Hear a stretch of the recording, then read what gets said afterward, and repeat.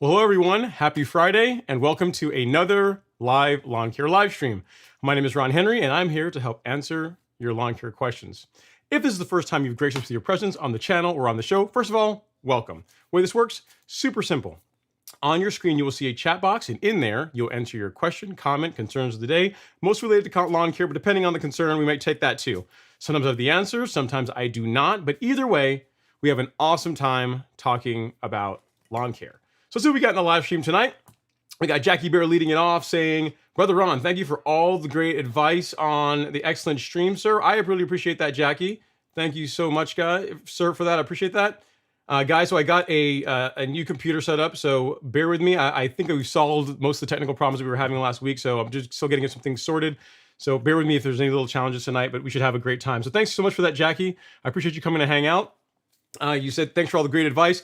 Yeah, man, so I appreciate that. So here's the thing, though. Here's one thing that I got wrong, guys. So last week on the show, you guys remember that I was showing you a weed that was encroaching into my lawn from the neighbor, and I called it Virginia buttonweed, but actually it is not.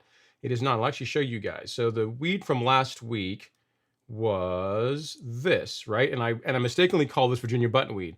A viewer in the comment section and also one of my buddies that actually sprays lawns for a living said, hey, dude, that's not buttonweed. That is doveweed. So again, my mistake. Sorry about that. You know, when I make a mistake, I own up to it. So my bad. And just to show you guys how it's looking this week, even though I sprayed it with Celsius, so Celsius is probably not going to kill doveweed. I mean, it's made it really angry. We'll see how it does over the next 7 days or so, but I've already ordered a more stronger concoction to go after that. So, but you can see Celsius is having an effect on it, but more than likely it's just going to yellow it, make it angry for a little while, and then it's probably going to bounce back and be like, what's next, right? Because that's how doveweed rolls. All right, guys, let's see what else we got here. We got VMH in the house. He says, hey, Ron, happy Friday. Happy Friday, VMH. How you doing, sir? Hopefully all is going well in your world. Appreciate you coming to hang out. And next we have Victor Stams. I think I'm saying your last name correctly. He says, hey, Ron, I need help diagnosing a problem with my New Scots KBG Provista. I think it may be brown patch, but I've never seen destruction this bad. How do I send photos to the group chat for evaluation? Let me see if I can, first of all, get your font a little bit bigger here, Victor, because most people are probably not going to be able to see that. But yeah, the way you can do that is send it to ron@golfcourselawn.com. I'll send you, put the email up on the screen right now. So right there, ron@golfcourselawn.com. Send me an email. Try not to make the pictures too big, and I will do my best to ensure that they get up in the show. And if I can't figure out what it is, someone else that's in the show might know what's going on. So if you don't mind, sir, go ahead and send that in, and we will do our best to get you taken care of. All right. That's a little bit better, but I think we can improve on that. So you guys will actually be able to read the comments tonight. Let's try 36 and save. There we go. Much better. Much better. All right. We're building it while we fly it, right? All right. Next up is Jackie Bear. He says, dang, forgot to say, let's roll. All right, Jackie Bear. Definitely, man. Let's get it going. Appreciate you again, sir. We got Andrew Phillips from the house from Texas. He says, hey, Ron, from Texas. Thank God it's Friday.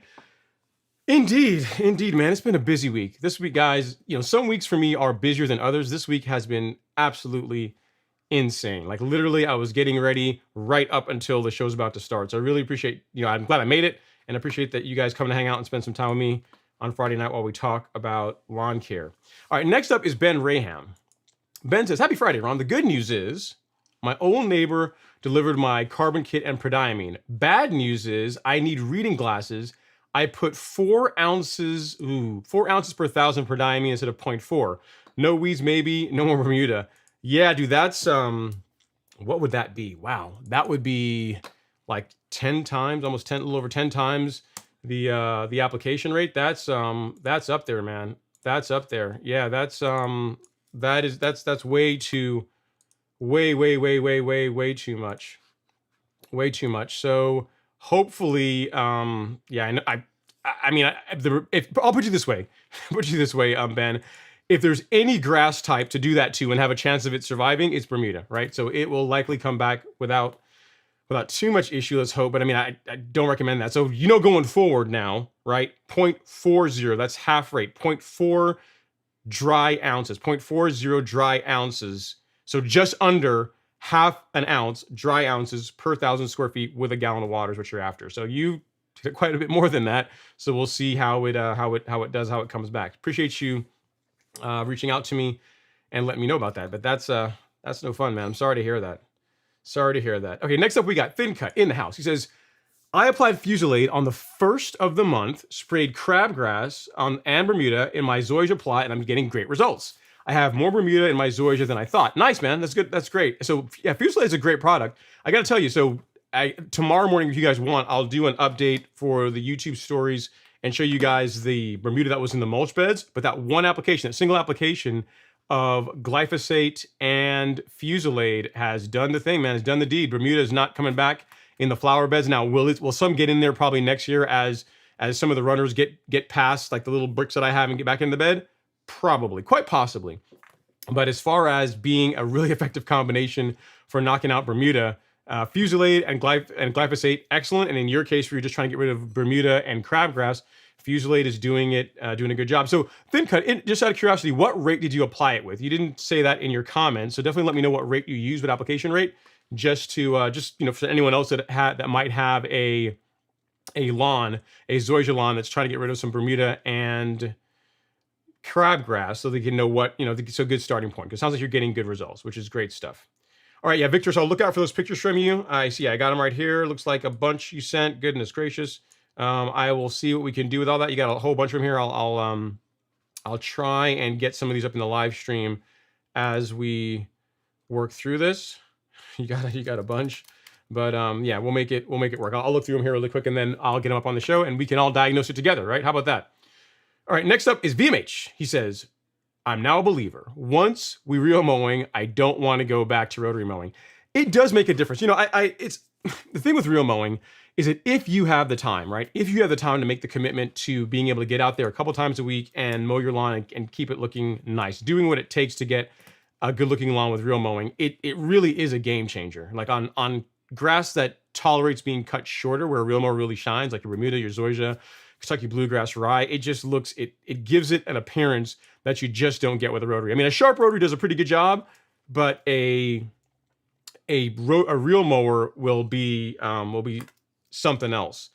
All right, so what Victor is showing here, this is crazy, man. Now, so some of the pictures you're sending me are, yeah, I'll show the one where it's out like this. I'm not sure what's going on with the ear lawn and this one, man. This is pretty nasty. So Victor was the guy you guys saw there earlier, had the question about how do I send questions to the live stream. So this was him here, and this is what he's got going in his lawn. Dude, that is some serious damage. I'm not sure what that is. Whatever it is, it's very aggressive. Whatever is destroying it, but I don't. And you said this is St. August in your Scottsboro Vista, Kentucky bluegrass, dude. I don't know what that is, but it's nasty, guys. Here's another shot. A bigger shot, a wider shot of what's going on. But that is, that's ugly, whatever that is, man. I mean, it could be some kind of disease, but I don't know what that is. Off the top of my head, I really don't know. It almost looks like you sprayed something and it just damaged the lawn really badly, but the way it's spreading, I mean, have you checked, let's get this off the screen. Have you done all the normal checks? Have you checked for insect damage like grubs? Have you checked for, I'm trying to think what else, because that is just so dead. Like the entire area is like the entire just big chunks of it are gone. So I'm not sure what happens. If someone showed that to me, the first thing I'm thinking is that something got sprayed on the lawn and damaged. It was spilled on it, because it's the thing is, it's not like there's even any grass intertwined, like live grass intertwined in it. You know what I mean? Like if you look at this picture here, like over here at like the 2 o'clock position, you see how that like the entire section is dead. I mean, it could be disease, could be a fungus of some sort, but I'm not sure. If any of you guys in the live stream have some thoughts or comments, what you guys think it might be, weigh in. I don't know on that one, man. That is nasty though. How long, Victor, I guess one question that you didn't say in the chat is how long did it take for the grass to go from green to how it looks now? Was it several weeks, or like what was the time period when it went from looking good to looking like that? That would be nice to know. And I guess I'm assuming you said that it's a new Scottsboro Vista lawn. So was the entire lawn green at one point and then an area turn like that, or were these areas that just never greened up? Because that would be good to know too. So we might be chasing a problem here where it might just be, for whatever reason, those areas the grass didn't take, but it would be good to have that information to know, well, what's going on there. So if you can, drop a comment down there and we will revisit it. So sorry dealing with that, sir, but I'm sure someone will be able to figure out what's going on, and we'll do our best to help you out. Guys, so on the topic of kind of odd things, so a viewer sent this in to me, and I'm pretty sure it's okay for me to show it, but I will, I'll show you guys this. What do you guys think this is? Take a look at this. So it looks like if you look at the back of it, it looks like it's got like verticutting teeth in the, like underneath the plate, the diamond plate. But then if you look at the front, it's almost like a comb or something. So if any of you guys know off the top of your head what that machine is, I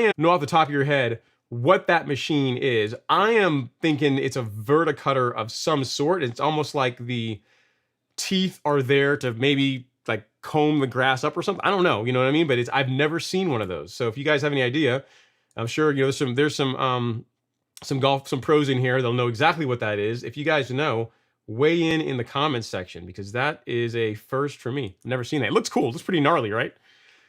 Okay, next we have King John David Sr. saying, hello everybody, what's going on? I'm King John David Sr. On the topic of King, you know, first of all, for anyone in the UK that's watching, any of our UK viewers, sincere condolences for Her Majesty's passing. You know, it's, for someone to live to be 96 is pretty awesome, and then for someone to give, you know, 70 years of their life in service of, you know, their country is even more impressive. So condolences, and I'm sure that, you know, King, her son, will do a good job going forward, and yeah, so she's well deserved rest for all the work that she's put in over many years. You gotta think about it, man. She knew Winston Churchill, right? She knew Churchill. She knew a lot of people. Like, as long as I've been alive, I've always known her to be the Queen of England, right? So it's probably true for most of the people watching this. Okay, on to our next comment, as Mr. Thincut, he says, hello everybody, what's going on, Thincut? Thanks for coming to hang out. And then Andrew Phillips has a question about a topic near and dear to my heart, and that is soil testing. He says, hey Ron, soil test time for me. How many samples do you typically take from the front and from the back? I take too many samples sometimes, and I do separate tests for 3 sections of front and 2 in the back. So I'll tell you, the back, I'll go 1, 2, 3, 1, 2. So 9 in the back, 2 at the swale area, and 3 along the front lawn. So what is that, 14 samples? So I do like 1, 2, 3, like imagine taking my lawn and dividing it into a 9 chunk grid, and I take 9 samples over the back, 2 along the swale area, and then 3 along along the front lawn. And I combine it all together. I mix them all together in the bucket, and I take a scoop out, and I say, this represents my lawn. Like, you know, the scoop that comes out of the My Soil test kit. So what he was using, guys, I'm not sure what sample he was using, but I mean, the kit that I use is this one. So whatever can fit out of all those 14 samples in 2 of these guys, that's what goes into My Soil for analysis, and that's what I've been using on my lawn. Now, there are people that are just like you, Andrew, that will do a sample from the back, will do a soil test for, say, the back lawn, one for the front lawn. That's not a bad idea. You know, I typically recommend that for people that have lawns that are in really bad shape, like they're just getting started on their lawn care journey, and they want to, you know, they want to make sure that they're treating each area appropriately. Once you go through, and I'd say for the first year, if you want to do that, it's fine. But once you've got the levels like pH where it needs to be, and you know, you're getting your nutrient levels where it needs to be. For me, again, I've got almost a little over 11,000 square feet, and I just do one sample in that is representative of the entire lawn, and it's been working fairly well. So it's your call. What I would say is, if you like what you're doing, if you like having the extra data, like, I'll put it this way: your method is superior to mine. Like the way you are doing it, by doing you know, having a sample for the front and then one for the back, that is a better way to get more accurate results. What I would say is this: if the results are similar, like they're close enough, like the pH is the same in both of them, the nutrient levels around the same, save yourself some money and time and just send one sample in. But if they're vastly different and you're still trying to balance them, then in that case, doing exactly what you're doing makes a ton of sense. You know what I mean? So it really depends on what the samples are saying to determine whether you should scale it down to like a single for all or continue what you're doing multiple for each area. So hope that helps. You're definitely more hardcore than I am, and I appreciate it, man. Good stuff. He says, am I doing overkill with the test? Probably. But again, if you're liking the data and being able to, to have more detailed insights into the different areas, who am I to judge? Go for it. Do your thing, man. Do it. Do what works. Next up is Travis Winston. Travis says, happy Friday golf course lawn squad. What's going on, Travis? Thanks for coming hang out, sir. Appreciate you. You're the one that actually invented that. Travis is the one that came up with the term golf course lawn squad, and I just borrow it from him and say that now. So Travis is the one that coined that. So got to give credit where credit is due, right? Robert Rainey's in the house saying, good evening, all. What's going on, Robert? Hope all is going well with you, sir. It's funny, Robert. You and I were talking over email, and I mentioned, or the thing we were talking about as far as removing common Bermuda out of a hybrid lawn or vice versa. Most of the time it's removing common. Most people are fine with the hybrid, but it's a common they want to get rid of. And, there's not really a technique or a selective herbicide that I'm aware of that will do that. Again, I one time I had to call whoever makes a claim. If you read the label, I'm not sure if they've changed it now, but if you read the label, it talks about common Bermuda in the label. But then when I actually called their tech support and I said, hey guys, this says common Bermuda, but does that mean it's safe for hybrid? And literally the guy was like, oh, I don't know. He says, the label only says common, but if it were me, I would test it in a small area first. And more than likely, it's probably going to injure the hybrid as well. So as far as selectively removing common Bermuda out of a hybrid Bermuda lawn, I don't know of a selective herbicide that will do that. Someone should invent it, because if they do, they're going to make a whole lot of money. Make a whole lot of money if they're able to do that. Selectively remove common out of hybrid, you're going to do well. I would buy it. A lot of people would buy it. So there you go. All right, next up, we got Gerardo Valle. He says, good day to all. What's going on, Gerardo? Thanks for coming to hang out. And Trilla is up next. He says, good evening, Ron, and happy everyone. I like that. I like the greeting Trilla. That's pretty cool. And then next up, Gerardo says, Ron, I am ready. I'm ready like a good student to take notes. Well, cool, man. Well, in order to take notes, you got to ask a question. You can just take in what we are talking about. But, while you're here, I want to ask a question. Get like your particular issue addressed. That's what I would do. Right? That makes a lot of sense. All right. But I appreciate you coming in, sir. I think it's the first time I've seen your name. So if this is the first time that you're actually commenting, first of all, welcome. If it's the first time you're watching, welcome as well. Trilla is here. Says, good evening, Ron. Happy Friday. And then DM page says, get your popcorn ready. Okay. Hopefully that's good. DM page. I'm not sure, but hopefully it's a fun and entertaining evening for you guys. Appreciate that. And then David Castillo is up next. He says, hey, Ron, thanks for doing the lives. I sent you a new lawn leveler pick. Have you seen anything like this? Or maybe someone in the chat has. I can't find anything online about it. So yeah, guys. So David was the one that sent me the picture that I was showing you guys. This thing here, it says lawn leveler on it. We'll bring it up here again. I actually have it labeled in my show notes here as odd machine. Like, anybody know what that thing is? It says, well, you guys can actually see here. If I bring it down, you can see on the handle, it says lawn leveler something. But that's no lawn leveler that I've ever seen. It looks more like a verticutter to me, but I don't know. If anyone knows what it is, feel free to weigh in. David and I would both like to know if anyone can chime in on what that guy is, man. All right. Yeah, David, it's cool though. Very cool. Do you actually have it? If you do, here's the thing. Two things.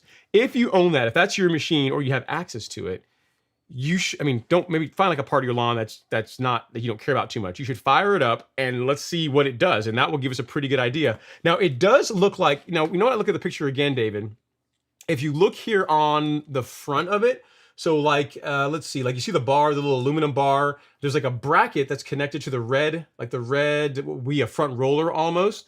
And it looks like that can be used to pivot it like higher or lower to raise the aggressiveness of the verticutter thing in the back, it looks like to me. So yeah, so I don't know, man. It's a cool looking piece of equipment, whatever it is. I've never seen anything like that in person. So if anyone knows, chime in. All right, next up is Joseph Majoric says, good evening and happy Friday. Good evening to you, Joseph. I appreciate you. I appreciate you for coming to hang in. And then LG, the notorious, the Connors, the notorious LG, the notorious LG says, good evening at Ron Henry. What's going on, LG? Hopefully you're doing well, sir. Out in Iowa, you're staying, you're having a good time staying. Well, I guess now it's probably cooling down a little bit there. A little bit. So hopefully your all is going well with you and JG, and everything else is sweet in your world. And as always, definitely let me know if I can help with anything. All right, next up is Alan Algauer. He says, hey, Ron, any suggestions on blue stem or Dallas grass? My son-in-law resorts to pulling both to control. Yeah, so both of those, blue stem, I believe you can injure it with glyphosate, but as far as killing them, in other words, getting them gone, blue stem I'm not as familiar with, but Dallas grass, in residential lawns anyway, there's not a selective herbicide that's supposed to use on residential lawns that will kill it. So your best bet is to pull it up. Exactly what your son-in-law is doing is what you're going to have to do for Dallas grass. Blue stem, I don't know as much, but Dallas grass, yeah. I mean, again, glyphosate will knock it back and injure it for like a season. But as far as it being gone, the best way is to, unfortunately, is to physically remove it. Unless you live on, you're talking about a non-residential property, and then there is a couple of options to get rid of Dallas grass, but I'm not going to talk about them because when you guys will go out and buy it and spray it on your lawns anyway, even though you're not supposed to, right? So you can look it up and figure it out for yourself. All right, next up is Eric T. He says, is it true to put prodiamine when soil temperatures hit 70 degrees from North Carolina? Yeah, so you want to have it in the soil before soil temperatures cross 70 degrees going cooler, because that's around when Poanua is going to begin germinating.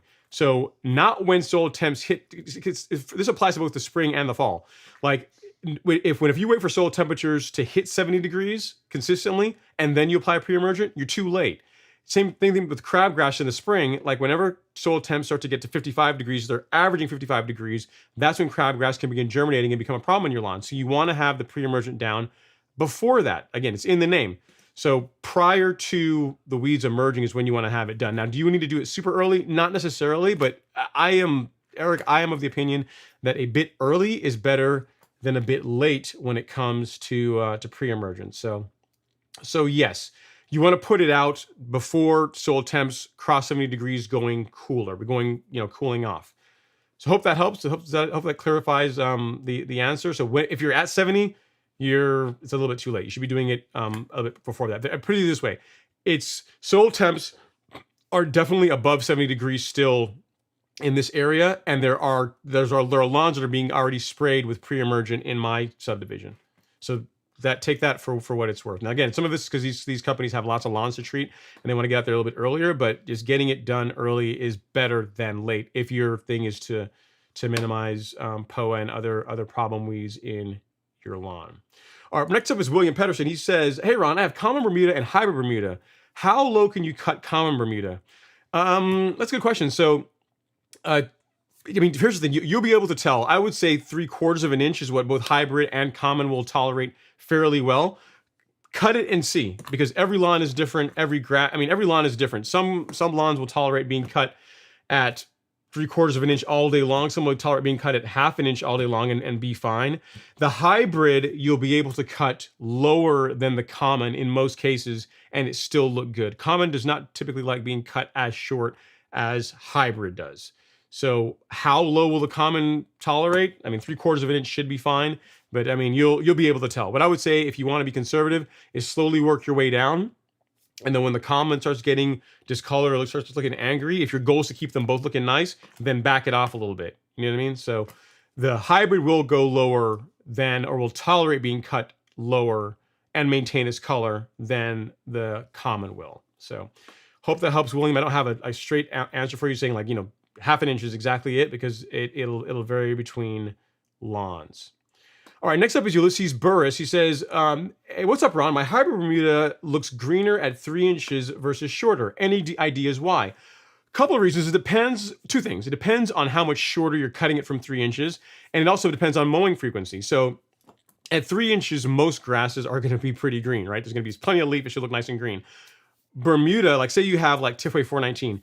If you're cutting Tifway 419 at say an inch, which is like 2 inches shorter than you are now, and you're mowing it frequently enough, it will look just as good as, it'll be just as green, just as vibrant. It's gonna look great at that height, at that lower height than 3 inches. Now, once you start getting past 3/4 of an inch into 5/8 into the 1/2 inch area, hybrid Bermuda will still, it'll still look good. It's still gonna have its color, but it's not gonna be as deep green. It's not gonna be as vibrant as when you get around that 3/4 of an inch mark. To me, 3/4 of an inch is about the Goldilocks zone for Bermuda maintaining a really nice color, a very nice color, while being short, striping nicely, all that. So if you're mowing your Bermuda, your hybrid Bermuda at 3 inches, and you're mowing it, let's say once per week, right? I'm not surprised that at 3 inches, it is maintaining its color better than if you were cutting it, say, at 1 inch once per week. The general rule for mowing grass is the shorter you go, the more often you have to mow to not violate that 1/3 rule, right? To maintain that you're mainly not cutting off too much of the part of the plant that's green. So if you are mowing at least twice a week, you should be able to cut quite a bit shorter than 3 inches, Ulysses, and the grass stay looking nice. So take that for what it's worth. You didn't tell me how long how often you're mowing, but you can definitely cut quite a bit shorter than 3 inches and still have a very, very nice color in Bermuda. Again, assuming you have the time to get out there and mow it frequently. So hope that helps, sir. It's probably down to your mowing frequency if I had to guess. Appreciate the question. Next up is Aaron Matlock. He says, any pro tips for keeping rabbits from eating new grass? They seem to be loving barren brugs RPR. Yeah, I'm not sure on that. There is, someone asked you that, I don't know, probably a couple months ago, and there was let me look here, I do my own, but there is some repellents that you can use for rabbits. And I actually need that, guys. So what's funny is okay, so if you guys know what my backyard looks like, to the right, if you're standing on the patio looking out at the lawn, right, to the right, there's some shrubs there. And every morning here now, for the past few weeks, when I go out there and I look, there's like lawn droppings or there's like rabbit droppings right in front of these shrubs. So I think they probably have like I don't know, what do you call like rabbits, a cove, whatever they're a den, whatever they live in there in the shrubs, and they're probably coming out in the middle of the night and doing their business and going back in there. So the shrubs got trimmed today, so hopefully that was enough to make them go off. But there are some repellents. Like I'm looking here, there is this liquid rabbit and dare repellent. How well it works, it's got pretty good reviews. I've never used it myself, but if I can't get rid of the rabbits in from pooping on my lawn all the time, Aaron, I might be right there with you on trying this out. But I'll put his in the comments for you to check out. Give this a shot. But and again, I don't have an issue with them eating my Bermuda. What they're just doing is just using the area in front of the shrubs as a toilet. So I mean, it's not it looks kind of ugly, and whenever I mow, it just gets broken up. So it's not that big of a deal. But I prefer them not to do that, right? So check out that product that I just put in the chat, and it's got good reviews. I've never personally done it, but give that a shot and see how it does for you. Sorry that you're dealing with that, man. It's no fun. No fun. Next up is Papa Moslow. He says, hey, Ron and everyone. What's going on, Papa Moslow? Hopefully you're doing well, sir. Appreciate you coming to hang out. We got Eric T. He's back. He says, I have a mix of grasses. I have centipede, bahia, carpet, and common Bermuda. I want to grow common Bermuda, or I want to grow Bermuda. How is the best way to do it? I have more Bermuda and it is sandy soil. So do you want to keep the common Bermuda and eliminate everything else, or do you want to get rid of all of it and just start over? So if you want to keep the common Bermuda, I'm trying to think what will kill. So Celsius will kill bahia. Centipede, I want to say quinclorac will kill centipede. Carpet grass, I don't know. I don't know off the top of my head on that one, Eric. So you may have to find, if the goal is to get something that's selective, that's going to be safe for the Bermuda, but that will knock out the centipede and bahia and carpet grass, you have to find a herbicide combination that'll do that. I know Celsius will do the bahia, and I believe quinclorac will do the centipede. Carpet grass, I do not know. So it just depends. Here's the thing, though. If you're going to go through all this trouble, and again, it's easier for me to say, right, because I'm not the one paying for it. But if you are going to go through and do a renovation, assuming your property is not huge, where it's going to be super, super expensive to do this, I might just burn it all down and just bring in a nice Bermuda, like a nice hybrid Bermuda sod. Bring in like some Tahoma 31 or something, or whatever vintage of Bermuda you're after. Because common Bermuda, it can look nice, and if it's like any grass, it can look nice if it's wheel mowed, if it's cut properly, it can look great. But a hybrid Bermuda will look even better. And the fact that everything you listed there are all grasses, or 3 of them are ones you want to get rid of, and then 1 of them is a kind of a less desirable Bermuda compared to some of the hybrids that are available. If you're open to it, again, if budget permits, I might just do a renovation and just get rid of all of it, and then bring in, you know, your hybrid Bermuda of choice. But to answer your question, again, Celsius for the Bahia, conchloric for the centipede, and for the carpet grass, I do not know off the top of my head. Check the label for maybe conchloric and C, but I don't know. You may have to end up with using something like Revolver for carpet grass. So I don't, you know, by the time you start figuring out what herbicide combination you need to get rid of all of those while still preserving the common Bermuda, it might be just better just to, like I said, just start over, just burn it all down and do a renovation. So I don't have a better answer for you. I got 2 out of the 3, and you know, if you've let me know which way you decide to go with it. But again, if it were me, based on what you're describing, and if it's not a huge property, I would be more inclined just to do a renovation and start over if it were me, because there's so many nice hybrid Bermudas available that's going to be a nicer option. I think it's going to give you a result that you're going to be happy with, given all the work you're about to do. We got Alex Lee in the house saying, "Happy Friday, everyone." What's going on, guys? Alex Lee. So here's the thing, guys. Anytime you guys see a video, any of my videos that actually look good, right, where the footage is actually well shot and there's like some nice camera angles and you can see the camera moving, Alex is the guy that's running the camera. So anytime you guys see a video that actually looks good, know that he's the one that is making that happen. I'm just the one that's just blabbing away. He is actually the guy that is running the camera and you know, making a lot of the magic happen. So make sure you give him lots of love. Appreciate you coming and hang out, sir.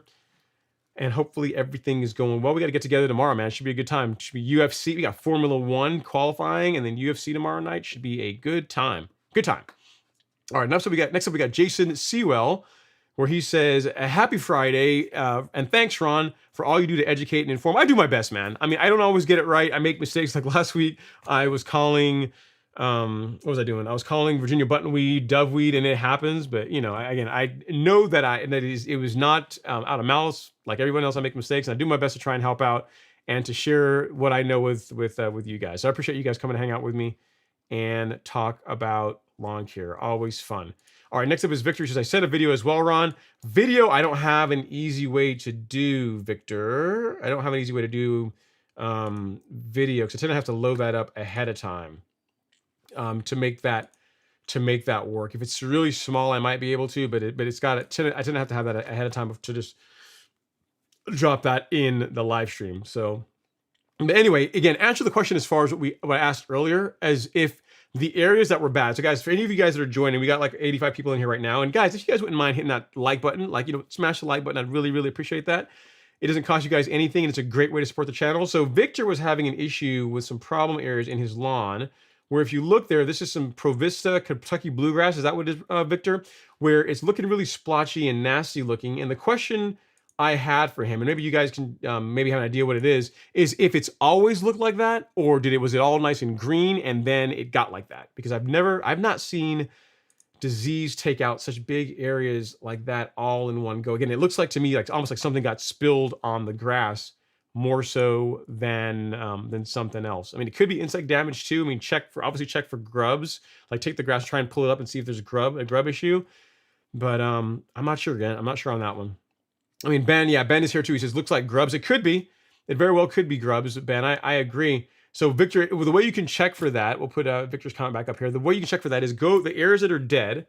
Put the grass back up so everyone can see what we're talking about. The area that's dead, go in there and just grab the dead areas with your hand. So just put some gloves on if you want, and just grab it and just try pulling it up, and it should come up super easy, like it's not attached to anything. And you'll likely see some grubs under there. If it comes up like it was just like a piece of like I don't know, nasty not dead carpet, but like just a matted down carpet, and there's like not any roots there, that could point to grubs. But I mean, I don't know. I mean, outside of checking that, I'm not sure what else to tell you, Victor. So take a look at it. Ben thinks it looks like grubs. It could be some other disease. I don't have cool season grass. I don't have KBG to know exactly, but check for grubs and see as well. The thing that's kind of interesting, Victor, is, and you have to let me know if it actually rooted in, because the one thing I'm seeing is that you've got like a big splotchy area here, and then close to the camera, like if you look close to us, there's like a line straight across. You see how it's a straight across like that? It's almost like it's just didn't root in or grow in nicely there, because it's, as uniform as that is, it's almost like there was two pieces of sod or something that was installed there, and it just didn't take or something, potentially. Because anytime I see like uniform stuff like that, it makes me it kind of makes me get away from, it makes me think two things. It could be that air just never took, or it could be that when you are making a pass or spraying something on the lawn, you went really heavy and it damaged it in that area. So again, not sure, but check for insect damage with grubs. That could be a thing. All right, next up is Xavier, I think this is Marcelo, Mauricio, 19. He says, "Hey, Ron, happy Friday. Are we done in the season for PGR application, Duluth, Georgia?" I think so. So it's the grass is definitely starting to slow down quite a bit, at least for us, for warm season guys anyway. If you got cool season grass, you can still apply growth regulator as long as your grass is growing. But it's definitely beginning to slow down as far as how aggressively or how quickly the Bermuda is growing in Georgia. I did do my PGR app for the first part of September. I will do my my middle of the month app next weekend. I think whenever iPhone weekend is next weekend. Yeah, so next weekend is the 16th. So that will likely be, unless we get a lot of hot weather, a big snap of hot weather here, that will likely be my last PGR app of the season. But again, that's me. It depends on where you are in the country. If you're in South Georgia, you could be applying longer. If you are in Florida, you could be applying for a couple more months. It really depends on where you are. It varies depending on where in the country you are. But given that you and I are in the same area, September could be the last month that you're applying growth regulator. Xavier 19. All right, next up is Bankman2. He says, "Hey Ron, thanks for all the great tips. I used Fusilade 2 on my Emerald Zoysia 3 weeks ago for common Bermuda. Working great. Glad to hear that. Awesome." He says, "When is the best time of year to start a Carbon Pro G schedule?" Yesterday. So the thing is with Carbon Pro G or any of the granular biostimulants is I have applied those every month to my lawn since the summer of 2020. So as long as the ground is not frozen, which for you in upstate South Carolina, it's probably not going to be for a while, if ever. You're good to apply it year round if you want to. As long as the ground's not frozen, you're good to go. So you can start now. I guess what I'm trying to say. There's not like it's not like fertilizer where you really want to feed the lawn when the grass is actively growing. Carbon Pro G, Essential G are essentially products that you're applying to improve the quality of your soil. You're putting biochar into it, you're putting compost into it, and those things build up over time and just improve the quality of grass you're able to grow over time. So think of it as an investment in your soil versus like how you think about fertilizer. Whereas fertilizer, again, you only apply whenever the grass is actively growing. Carbon Pro G, Essential G, again, if you were in Florida, literally you could apply it year round. If you're in Northeast Georgia, like where I am, where it doesn't get super cold, you could also apply it year round. So it depends on what the climate is like in your area. But as far as when to start, yesterday. And next best time, today. Next best time after that, tomorrow. So hope that helps, sir. Get it going. And for your first application, I'm trying to remember what the rates are for Carbon Pro G. You can go heavier. You're not going to damage the lawn with it. So if you want to go heavy for your first couple of apps and then back down to like the maintenance rate, then you can absolutely do that. I used to know what the ones for Carbon Pro G are off the top of my head, but I haven't applied it in a while now, so I don't remember the rates. But it's not like it's not like fertilizer. You're not going to damage the lawn. Like you take a bag of that stuff and dump it out in one area and then kick it around. Like don't bury the grass, obviously, and like kind of spread out with your feet, and it wouldn't hurt the grass. You're not gonna kill the grass doing it. It's not fertilizer, in other words. All right, Alex Lee is chiming in. He says, "At Victor Stams, looks like grubs eating at roots." Yep. So yeah, it definitely could be, Alex. You're looking at this, like the big splotchy area there could be grub damage. Absolutely could be grub damage. The thing that only makes me think something kind of weird is look how the line that's closest to us, look how that is straight all the way across. You know what I mean? It's almost like when it was being installed, like two pieces of sod like butting up there, and then for some reason that area didn't take, or he was spraying something or applying something to the lawn and that area got too heavy and it damaged it. That could be something too. But check for grubs and just go through your process of elimination and see if we can figure it out.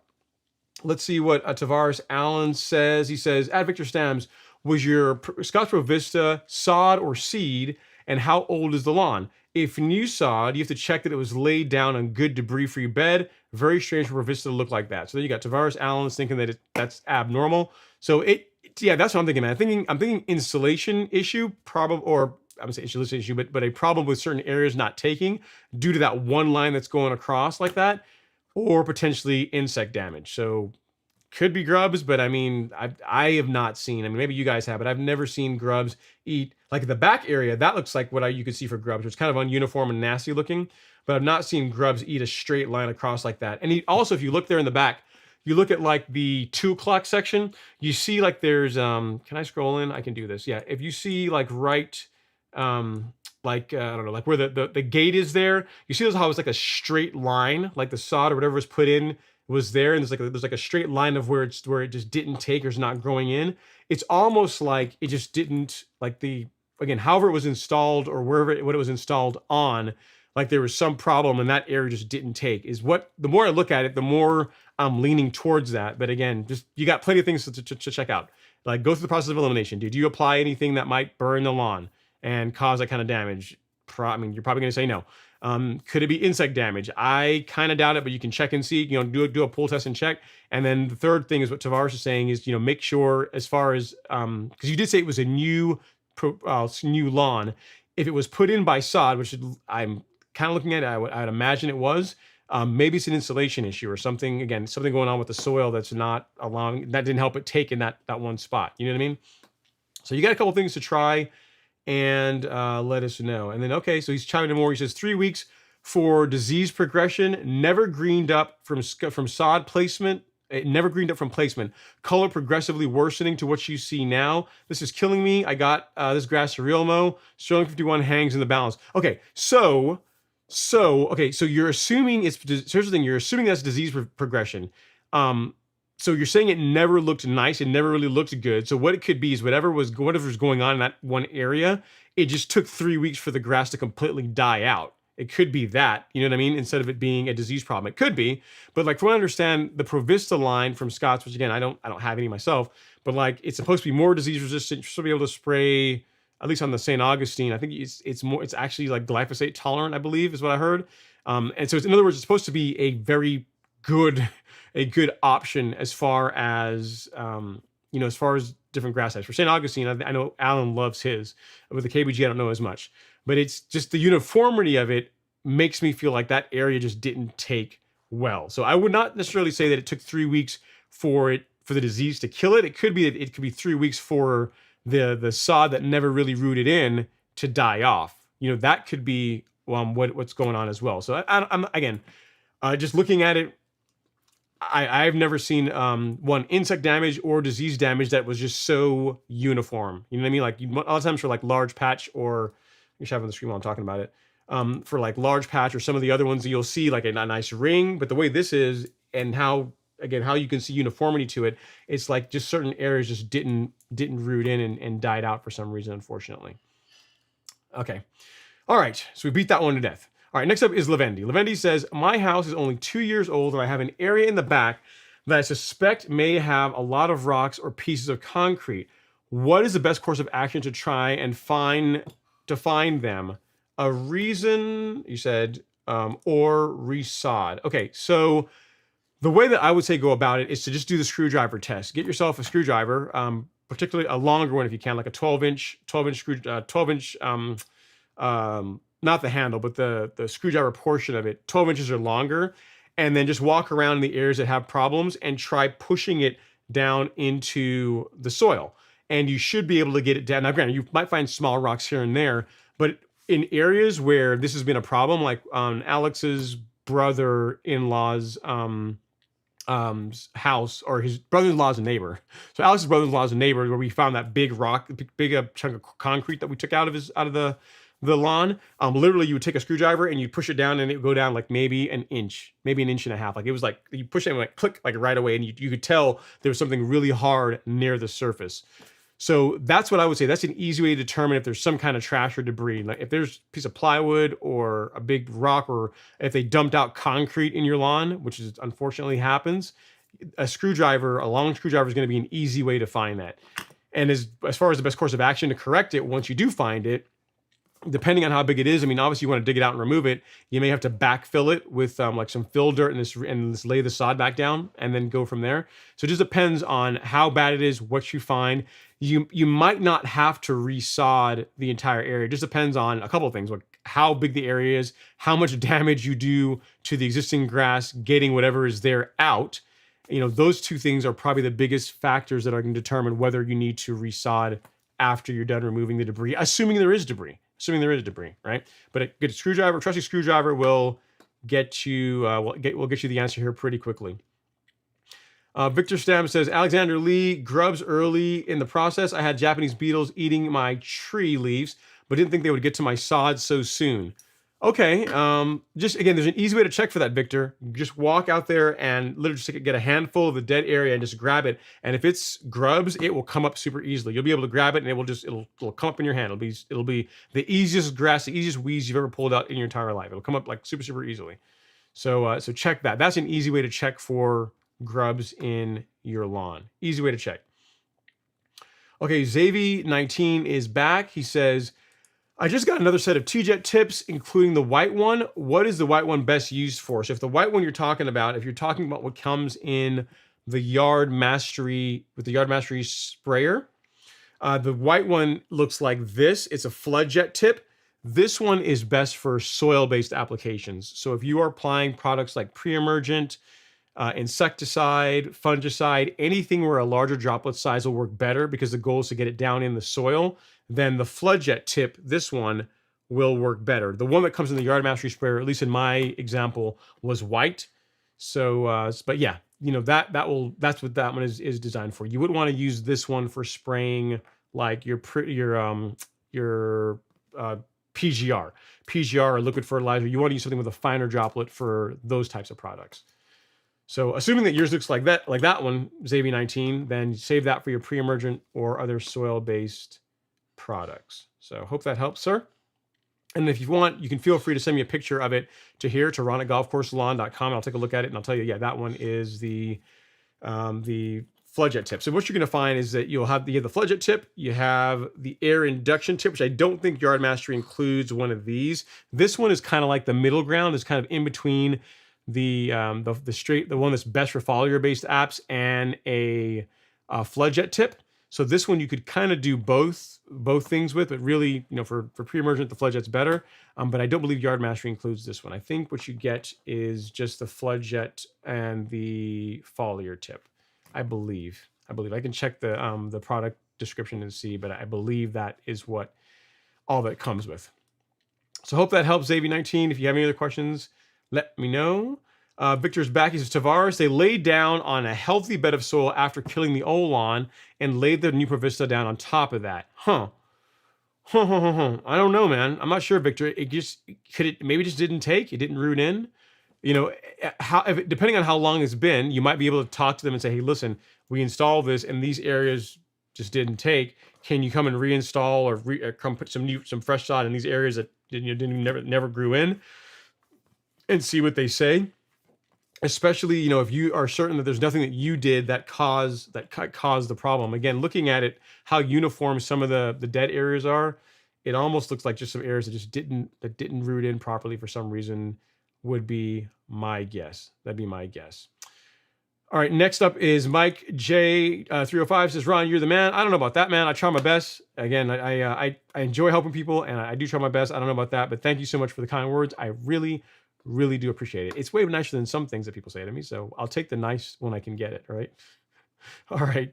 Thin Cut says, it's amazing how well it works with how little product you use. That's the thing, man. Once you, and that's the thing, you know, we had the one viewer earlier that was talking about with the prodiamine, they went a little bit, well, not a little bit heavy, they went 10 times the proper rate, is when you get into like these types of products, when you get into like your Celsius or your Primo Max, or in your case, Fusilate Thin Cut, or Certainty, any of the professional level products, like read the label and then read it 2 more times to make sure that you really understand the application rates that you're going to be using to make sure that you get a good result with the products. Because again, to your point, with Fusilate, it doesn't take very much. That's partly why I did that video a couple of weeks ago where I did the live stream showing like how much whenever you measure out prodiamine, like how little it actually is. Like I don't have a measuring cup here on me. It's probably still in the garage from the live stream, but like showing you, hey, listen, like zero point 0.4 ounces, 0.40 ounces, or just under half an ounce of the water dispersible granule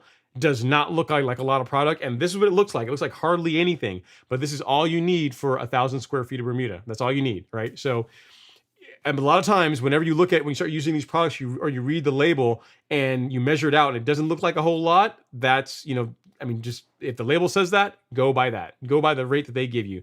Here's the thing, when it comes to herbicides, you can always apply more later if you're not getting the result. Again, assuming you're not exceeding annual limits or things like that, but it's really, really, really hard to take it out once you put it down, so whatever the label says, especially if it's your first time applying it, read it once and then read it 2 more times to make sure you fully understand it. And if you're not sure, bounce the idea off of someone. Ask someone else, hey, this says this. Is that really am I reading this correctly? Because some of you guys get confused between dry ounces and fluid ounces. So like dry ounces, you need a scale to measure it out, like a water dispersible granule product like this. Like the prodiamine WDG, like this is not, while it becomes a liquid once you mix it with water, like the way you accurately measure this, you need a scale. You can't use like a measuring cup to weigh this, to measure this out. You need an actual scale to do it. Whereas something like Primo Max, right? This is a liquid product and it comes, and this is measured out in fluid ounces. So that's why whatever you see, you read the label, it'll talk about FL ounces, like fluid ounces. That's why they include this nice fancy measuring cup that makes it easy for you to get a good result. So make sure you understand the difference between fluid ounces, dry ounces. And again, when you read the label, read it once and then read it 2 more times to make sure you really understand like what rate you should be using given your grass type and the result that you're trying to get in your lawn. Next up is Augustine. He says, good evening, everyone, and Ron and everyone. Happy to be here to learn something good tonight. Looking forward to getting my first reel mower in 2023. Nice. It'll be awesome, man. 2023 is a great time to start reel mowing. 2022 is a good time too, but 2023, not a bad year for reel mowing either. Not a bad time at all. Not a bad time. Hey guys, so we got another some questions from a viewer here. So some pictures that came in, some blotchiness in their lawn. And let's take a look at this. So he says, so if you look at this grass, he's got some areas that are really, really deep green and in there when he's trying to figure out like what's causing that. I'm not sure, man. I mean, is it all the same grass type? Are you sure that it's all the same grass type? Because that's a really big difference in color. You know what I mean? If it were one small little spot, I might say, oh, maybe the dog, maybe like pet damage or something. But it looks, I mean, I don't know if it's all the same, like this is all the same grass type. You know what I mean? So I'm not sure. What say you guys? What say the audience? What do you guys think that is? Feel free to weigh in on what you guys think is going on in that lawn, the pictures I just put up there. Next up is Tavares Allen, where he's helping Victor to further diagnose his issues. He says, what was the watering schedule after the sod was laid down? Sod needs to stay constantly wet for 4 weeks to get really rooted in. It's a good advice, it's a good point, Tavares. It very well could be like a water issue, like it dried out, because again, the way that looks, to me, it looks like it just didn't take. It could be insect damage, but it looks to me like an area of sod. Again, what we're talking about here is this, for the users that are just joining now, looks like a situation where the sod just didn't take in those spots. So could be wrong, but I mean, that would be my guess without getting the results of you checking for grubs or letting us know if you sprayed something on it that may have damaged it. Dwayne's World is in the house, the new lawn care YouTube channel. Okay, guys, listen, Dwayne is someone that has, I mean, I don't want to say he has a problem when it comes to Mclean's, but this man likes his Mclean's. It's kind of like how I like drum style mowers, like my Greensmaster, like my Owlet.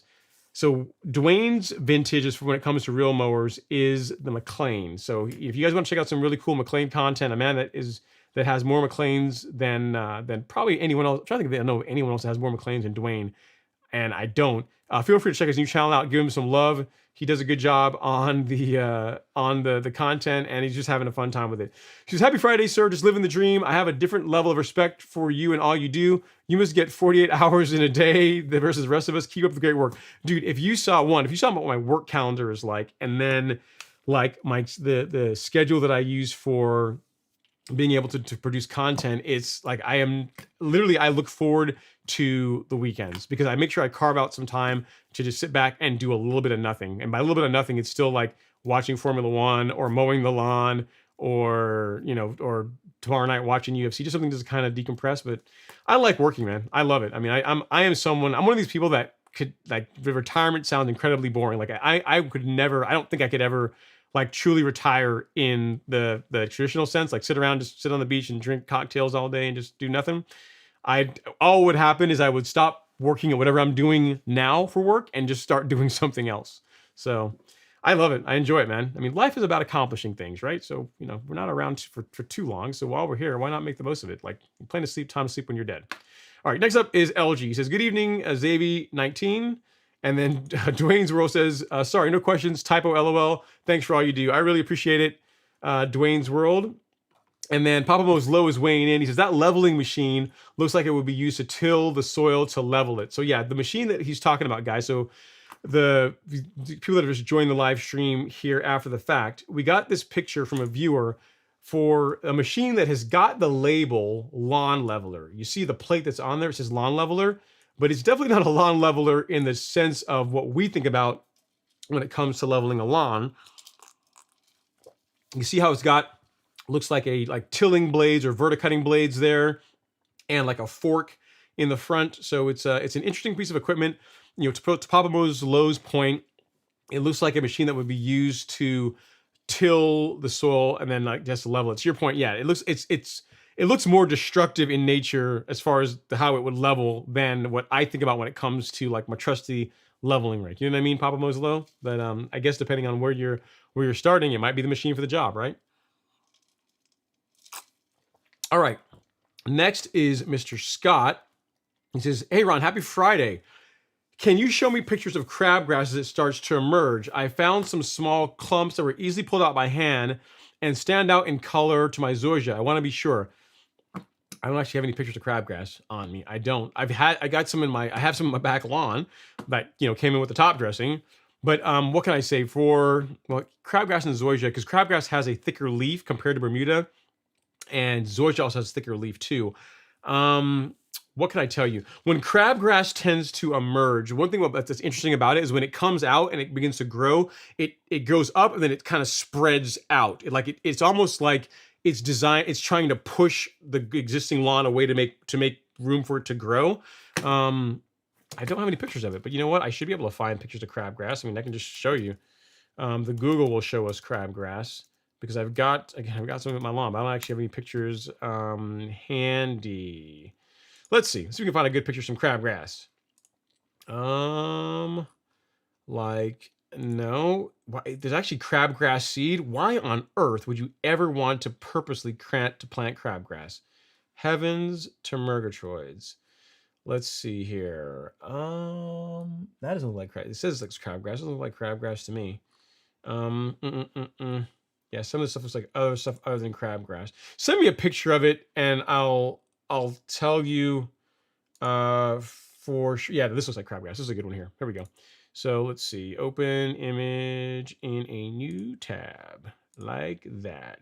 Yeah, so take a look at this. Is this even crabgrass? It might be. Okay, if it looks like this, Mr. Scott, that's an example. And to your point, when it's very young, it's super easy to pull out. Like it doesn't tend to root in until it's had a time to really, if you catch it when it's young, it's both easy to pull and it's also easy to kill. So if you spray herbicide on it, it's easy to kill. Once it gets really established, harder to pull, like most things, hard to pull out, harder to kill. But that's a good example. That's some of the stuff that looks like that I have in my lawn. But yeah, compared to Bermuda, the blade, the leaf of crabgrass is a lot thicker, or I should say thicker or wider. Compared to zoysia, it is wider, whereas like zoysia is like a longer blade, it's more straight. Crabgrass is wider and it tends to curve a bit. So it should look very different to your zoysia. Like the crabgrass and the zoysia should look different. You know what I mean? Crabgrass and Bermuda look very different, but crabgrass and zoysia look different enough that it should stick out compared to your zoysia lawn. So hope that helps. Sorry I don't have more pictures of crabgrass. I'll take some pictures in my lawn or do some YouTube stories of my lawn and show you guys some small little spots that have crabgrass here and there and show you that. But that's funny. I got pictures of a lot of stuff. I don't have any pictures of crabgrass, unfortunately. All right, so we got a super chat. tonight from Mr. Ben Rayham. Thank you so much for the super chat, Ben. I appreciate you. Super chat received. He says, public service announcements, 0.4, 0.4 ounces per thousand of prodiamine, not 4 ounces. The spray was yellow, even with carbon kit mixed in. That should have been a sign. That should have been a sign, Ben. If it's dead, I'm going to reno for the 3rd year in a row. Seed Bermuda was finally really maturing, 12,000 square feet. Ouch. Yeah, that should have been a giveaway because the carbon kit, like the Release Zero NutriKelp products, are really concentrated. Like they turn whatever you put in the tank, turns the tank pretty dark. So if the tank was still a really vibrant yellow after you put that stuff in the tank, that should have been a giveaway that you mix a little bit strong. So thank you for the super chat, sir. I really do appreciate all the love and support. And for that, you are the show sponsor. So thanks for that. I really do appreciate it. And yes, PSA guys, read the label, read it once, and then once you have read it and you're sure you completely understand it, read it one more time just to be sure that you got it right. So thanks for that, Ben. Your name in lights for whatever that is worth to you. Appreciate the support, sir. Thank you so much. Next up is Jazzy Blue. I said Mr., but it's not really Jazzy. It's not Mr. We got Jazzy Blue saying, hey, Ron, when is the best time to overseed my Bermuda lawn in Zone 7B? Will perennial rye have an effect on my lawn's growth in the spring 2023? So here's the thing. Whenever, so late August, I'm trying to think of what 7B is. It's late August, early September timeframe. So like right around now is a good time for your seeding projects, Jazzy Blue. As far as the effect it's going to have on your lawn in spring 2023, if you're, and when he talks about overseeding, he's talking about overseeding your Bermuda lawn with perennial ryegrass. Okay. So the thing is, if when March timeframe rolls around, March, April timeframe rolls around, you need to get rid of it. There's people that'll tell you that you can just like apply ryegrass, and then whenever it gets super hot in the summertime, the heat will kill it and it'll just die off. That's not, if from the lawns around here that I've seen that have tried that, it doesn't happen. So when it comes to the April-ish timeframe, again, late March, early April, you're going to need to take a selective herbicide like Celsius, Katana. There's a couple other ones that'll kill ryegrass that are relatively safe for Bermuda to get rid of it.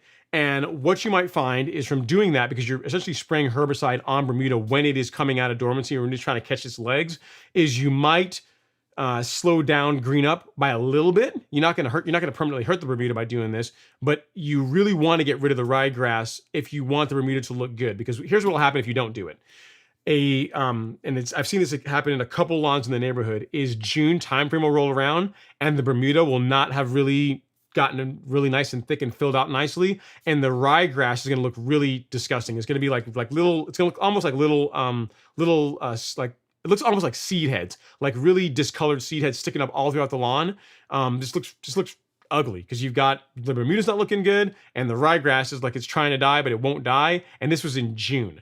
So if you want to do it, that's fine. There's people that do it every year and they absolutely, it's not saying you can't do it and get a good result. That's not what I'm saying. But just plan to get rid of it at some point in the spring, so you give Bermuda the chance to really grow in and not to be competing with another grass in the lawn. If you're willing to do that, then you should be good. You're going to be good to go. You get a good result with it. I mean, there's baseball fields around here that overseed their Bermuda with ryegrass like this time of year, so it's nice and green when they plant it. So it looks nice, but again, they get rid of it when springtime rolls around. So you just have to know that that's something you're going to have to do in the spring. Let me know how you get on and what you decide to do when that goes, when you decide to actually do it. Send pictures. I keep getting that question all the time this time of year. It never fails. Ron, are you going to overseed your Bermuda with ryegrass? The thing for me is I do not like, one, I've been mowing every other day for the most part since March, April timeframe. So I'm ready to take a bit of a break, guys. I don't want to continue to have to mow the ryegrass, every other day. And then second, as you guys know that have been watching the channel for a while, I'm originally from the Caribbean and I don't like cold weather. So the ryegrass would be fun until like early November, but then once it starts getting cold snaps, and by cold I mean like low 50s, like going into the 40s, for me that's really cold, then that's not going to be fun for me. I don't want to get out there and have to mow the grass when it's cool out. And I know there's some people who disagree with me on that one, but I just don't like to have to get out there when it's cold. So that's why I don't do it. I'll leave that for you guys. All right, we got another super chat here. One from Cedric G. All right, I appreciate this, Cedric. Thank you so much for the super chat, Super sir. chat received. He says, Big Ron, you are definitely killing the lawn game. 2 questions for you, not 1, but 2. He's getting the most out of a super chat, guys. He says, first, do you get tired of answering many of the same questions over and over? And then secondly, who do you watch on YouTube other than BYD and Alan Hain? Not very many people. Here's the thing. Outside of BYD and Alan, like I'll watch Dwayne, some of Dwayne's stuff, I'll watch some of Daryl's stuff, but a lot of the stuff that I watch, believe it or not, on YouTube when I'm not like creating YouTube content is around improving like cinematography and how to do lighting better and how to do video better or how to do storytelling better. So the time when I'm on YouTube for consumption, it's more around like trying to get better at doing this stuff than watching a lot of lawn care content, if that makes sense. You know what I mean? It's like I spend enough time doing it myself, and then between watching Alan stuff and watching BYD stuff, and then also supporting the other, some of the other up and coming YouTubers. Like if I watch everybody's content, I would never have time to try and get better at this. So I do become a little bit selfish when it comes with my YouTube time, my YouTube consumption time, where I watch stuff to try and make the live stream better. So if you watch my YouTube history, you'd see a lot of stuff on cinematography, cameras, lighting, other stuff, Formula One. You see a lot of that stuff. Well, I'm sure what else you would see in my YouTube history. But yeah, that's what I do. And do I get tired of answering the same questions over and over? Not really, because the thing is, here's the thing. I've been there, Cedric, where you are, while it's the same thing for me over and over, like for the person asking the question, it's maybe the first time they're dealing with that particular issue. And for some people coming in the live stream, it might be the first time that they've heard it. So yeah, I answer some of the same questions again and again. But the thing is, sometimes I get stumped on questions, which is always fun, right? And that allows me to go off and do research, or I could think of better ways to answer questions. So yeah, I mean, it's not like it doesn't get boring or tiring, answering the what appears to be the same question more than once, because it's helpful. It's helpful to the people that are taking the time out of their Friday evening to come hang out and learn about lawn care content. So the least I can do is try and get them a good answer. And Cedric, thank you so much for the super chat, sir. For you being the high super chat of the evening, you are now the show sponsor. Your name in lights for whatever that means to you. So yeah, man. But yeah, I used to watch a lot more lawn care YouTube content in years past, but now I just don't make as much time for it as I used to, because it's just again, think about it. When I get a question from one of you guys, well, I'm looking for the next one here. If I get a question from one of you guys and I don't know the answer to it, and I've promised to get you guys an answer the following week, that's like a research topic. That's going to take me, 30 minutes, maybe an hour to go off and research, talk to people, figure out what's the best way to answer the question or get a good response. And that's the stuff when I'm not doing stuff about making like my content look better, if it's related to lawn care, that's the kind of stuff that I'm spending time on. Because if I didn't do that, then I wouldn't, then I'd just be every week saying, well, I don't know the answer to that, and you would never get an answer, right? So beat that one to death. On to the next question. And next up is Xavier saying, yeah, it's Moro at LG. Happy to see another lawn OG. Yeah, guys. So Moro and LG have been around on the channel for a while. They go way back. Moro, LG. There's a couple others that I think just kind of lurk around that have been around for a long time. So I really do appreciate you guys. I know for you guys watching the live stream, for you guys, it's got to get repetitive, because I'm probably, to Cedric's point, I'm answering a lot of times the same questions over and over. But again, it's over and over for me, but it's new for somebody else, right? It's new for someone else. All right, Aaron Matlock says, that machine is like an old school ABI Force. I don't know what that is, but it sounds cool. Sounds like a cool name. And to your point, it does look pretty old school. Like if you look at it, it looks like it's built like we'll all be dead and gone. This machine will still be around. It looks like it's a seriously overbuilt piece of equipment. And you said it's an ABI Force, huh? I'll have to look that up after the live stream, Aaron. Thanks for weighing in on what you think it is. And the next up is a simple cash offer. Says, is it late in the season for caravan G. It's getting there. It's pretty late. So this time of year, simple cash offer. The as far as what you'll see me applying on my lawn will be, I'll be doing a fungicide application the end of this month. So the end of September, early October, I'll do my first fungicide app, and then the end of October, early November, I'll do a second fungicide app, and that is strictly for spring dead spot, to try and keep spring dead spot out of my lawn. So, because I've had issues with that in years past. So for me, I do an application, two fungicide apps, again, late September, early October, and then late October, early November. And then I hope and pray that whenever spring rolls around, all of my lawn greens up at the same time without any pie or any dish size chunks missing out of it, as tends to happen with spring dead spot. Here's the thing though, if you have let's say you're in Florida and you have a grub issue, or you have a fungus issue, Caravan G is a great option. It's a great product. But for me, I'm answering the question if it were my lawn. In my lawn, I don't really have any insect problems in it this time of year. For me, the thing I'm starting to think about are disease avoidance, and that's where my fungicide applications come in. So, is it too late for Caravan G? Not too late at all. If you need an insecticide and a fungicide, if all you need is a fungicide, then I think Headway G is a better option. So again, we carry both of those on the store, on the Golf Course Lawn Store. But again, it depends on the problem you're trying to solve. If you got an insect problem, then yeah, and you want to get a fungicide down as well, then sure, by all means, Caravan's the way to go. But if you don't have an insect problem, then I would just lean towards just a straight fungicide. For me, that is what I'm going to be doing. So I hope that helps, sir. If you need anything else, definitely let me know.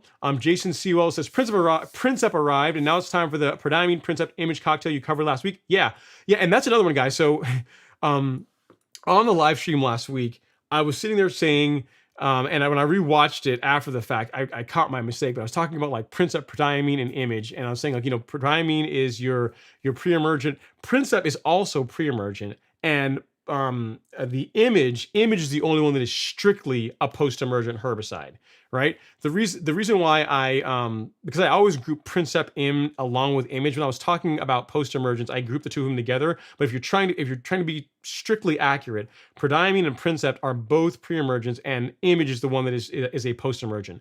The thing with the three of them have in common, and why they're such a good blend, is that they all need to be watered in to work. That's why they're a good blend for targeting Poa annua in your lawn. The reason why you mix in two different pre-emergents is because the modes of action in Princep and in Prodiamine are different. And then again, also image is also good for Poa. You're talking about three things, that two different ways of preventing it, and then something to actually kill it as well. So if you guys are watching the live stream, it's a small error I made on my part. I think most of you guys understood what I was saying, but if you're trying to be completely pedantic and get it 100% accurate, that what I just explained is correct. That Princep and Prodiamine are both different types of pre-emergent, and image is the one that is strictly a post-emergent. So it's a good option. That doesn't change anything else as far as you applying it, Jason. You putting them together, you're gonna get a good result with it. If you can't afford, and I don't have it. Do I still have it here? I think I put it up. Yeah, I do. Yeah. If you don't have Spectacle flow, or don't want to spend the money on this, it's a good, because you can do Princep, Prodiamine, and image for quite a bit cheaper than you can do this. And the thing is with this is you're really unlikely in a residential lawn to use this up. Like if you were to get it and you were going to, again, a couple of buddies of yours that live in your town, we're going to get it and split it, then it might make sense. But for like a single person with like a 3,000 or 4,000 square foot lawn, it's just like money wise, it just doesn't make a lot of sense. So I'm glad, Jason. Let me know if you have any questions once you get that down. I think you're going to like the results as far as keeping Poa out of your lawn with the Prodiamine, Princep, and image combination. All right, guys, we got a couple more super chats. I appreciate the love, guys. Thank you guys so much. I really do appreciate that. All right, we got LG. Really, LG? All right, first we got Edwin O up first. He says, Super chat received. He says, Happy Friday. The Lawn Whisperer said started looking for Tahoma 31. Called, and lady said, not familiar with Tahoma 31, but I have Tahoma. Are there two different ones? Tahoma squares are $216 at 450 square feet. Tiff rolls are $257 at 600 square feet. I don't know. I don't know if there's is there a Tahoma and a Tahoma 31? Maybe she just knows it as Tahoma. And you know, what you might want to ask her, Edwin, is this. Ask her how long they've carried the Tahoma and see. I mean, I don't know. There might be a Tahoma, there might be a Tahoma 31. I don't know the answer to that. If she tells you, yeah, we've been carrying this Tahoma for the past 5 years, then it's probably not Tahoma 31, because Tahoma 31 is a newer cultivar. So there might be Tahoma and Tahoma 31. So just ask her to confirm. The price difference is definitely pretty substantial. They are proud of it. $216 for 450 square feet. Yeah, versus 57. I'm trying to think of the math on that. How does that work out? Because you're getting 150 square feet more. I don't know. The price difference might not be as bad as you think, Edwin. Between them, they might not be as bad because you're quoting a lesser price for less footage covered. You know what I mean? And you're quoting a higher price. So the price might not be too different between the two of them. So so ask her and see how long they've been carrying the Tahoma. But I don't know the answer to that question off the top of my head. If there's a Tahoma and a Tahoma 31, you know what? I will take a screenshot of that and take that as a research point for next week. There we go. Appreciate the super chat, sir. Thank you so much for the love and support. And of course, LG, Mr. One-upmanship. Super chat received. You know, Cedric does 25. So what does LG do? $25.25. He says, glad I got to tune in this week. That machine is of course he knows what it is. Of course you know what it is. Of course you know. It's a Kinsess landscape leveling and raking apparatus patented by Frank Kinsess back in 1993. Model LL. See, now you're just showing off. Model LL44. Time to have a drink. Cheers. And because you have the highest super chat currently, LG, will make you the show sponsor. And you don't have to give you brownie points for the very, very detailed answer. You can tell you went above and beyond looking that one up. So appreciate you doing that, sir. And just for you, as I look for the next comment, I don't know if I've even got Tango Bolero up here to be able to play for you. I don't know if it's in my playlist right now. All right, so let's keep this rolling. Let's see what else we got here. Well, looks like my software is freezing. Hopefully it behaves here and comes back to me. There we go. Or no, it is, but it isn't. All right, so let me go just put the next comment up here that we have that I can actually put in. One here from JD. I may have to stop and restart the stream because it's the software is freezing on me, guys. All right, but I can answer the questions, I guess, just from the other chat here. All right. So if I go back up to where we were, Dwayne's World. Okay, it came back. It behaved. It unfroze. Thank goodness. All right, Dwayne's World is back, and he says, hey, Ron, here in SoCal, we had a few weeks of high temperatures. Should I wait, or can I just put down my pre-emergent? I had quite a bit of POA this year, and I want to have a better result this upcoming year. So Dwayne, I mean, if you're in SoCal, and if it's still, I don't know what the temperature is in SoCal right now, but if the temp's in the 90s, right, then you can wait a little bit longer. But what I'm trying to say is that once you get into like the high 70s, where you got like, a period of time where it's, a week, if you look at the forecast, the next week, the soil temps are going to be in the high 70s for the next, the foreseeable future. Once that starts happening, that's a good time to get your pre-emergent down, because again, it's not, you don't want to wait till soil temps are at 70 degrees consistently. You want to get it down before that. But now if soil temps are like 90 degrees, that's a bit too early. I mean, or it's just, you don't need to get it down just yet. So early is better than late, but again, I don't know what the temps are in Southern California right now to be able to tell you that, now would be whether now would be a great time of year or not to apply. Again, the guidance I can give you is really before soil temps cross 90 degrees, before soil temps cross 70 degrees going cooler. So that's the so hope that helps. That should give you some guidance, because every line is going to be a little bit different. A good way to figure that out is you can invest in one of these guys. This is a soil thermometer. Just get one of these, and you can look up average soil temps in your area. Obviously, that's one way to do it. But you can use one of these guys, stick it in, turn it on. It'll tell you what your soil temps are. And if you have, a stretch of weather where the soil temps are in the high 70s, good time to start considering putting pre-emergent down in your lawn. So hope that helps, sir. Appreciate the question. Next up is Brad Stevens. He says, great suggestion on pre-emergent and timing soil temps. Thanks for that, Brad. I appreciate the feedback. Again, it's not an exact science, but the big thing is if your goal is to keep POA and just get the best result out of pre-emergent, you want to get it down prior to the average soil temps being 70 degrees. That now doesn't mean it needs to do it when it's like 85 degrees, but again, I sound like a broken record. A bit earlier is better than a bit late. So that's that. I'll stick with that. So appreciate you, Brad. I haven't seen you in a while, so thanks for coming to hang out in the live stream. Next up is Xavier Mauricio says, any suggestions to get rid of cudweed? All I've seen that can control it is dismiss. I'm not familiar with that one, Xavier, so what I'm going to do is I'm going to get a screenshot of that if you don't mind. Research it, and that would be a talking point for next week. You said dismiss will do it.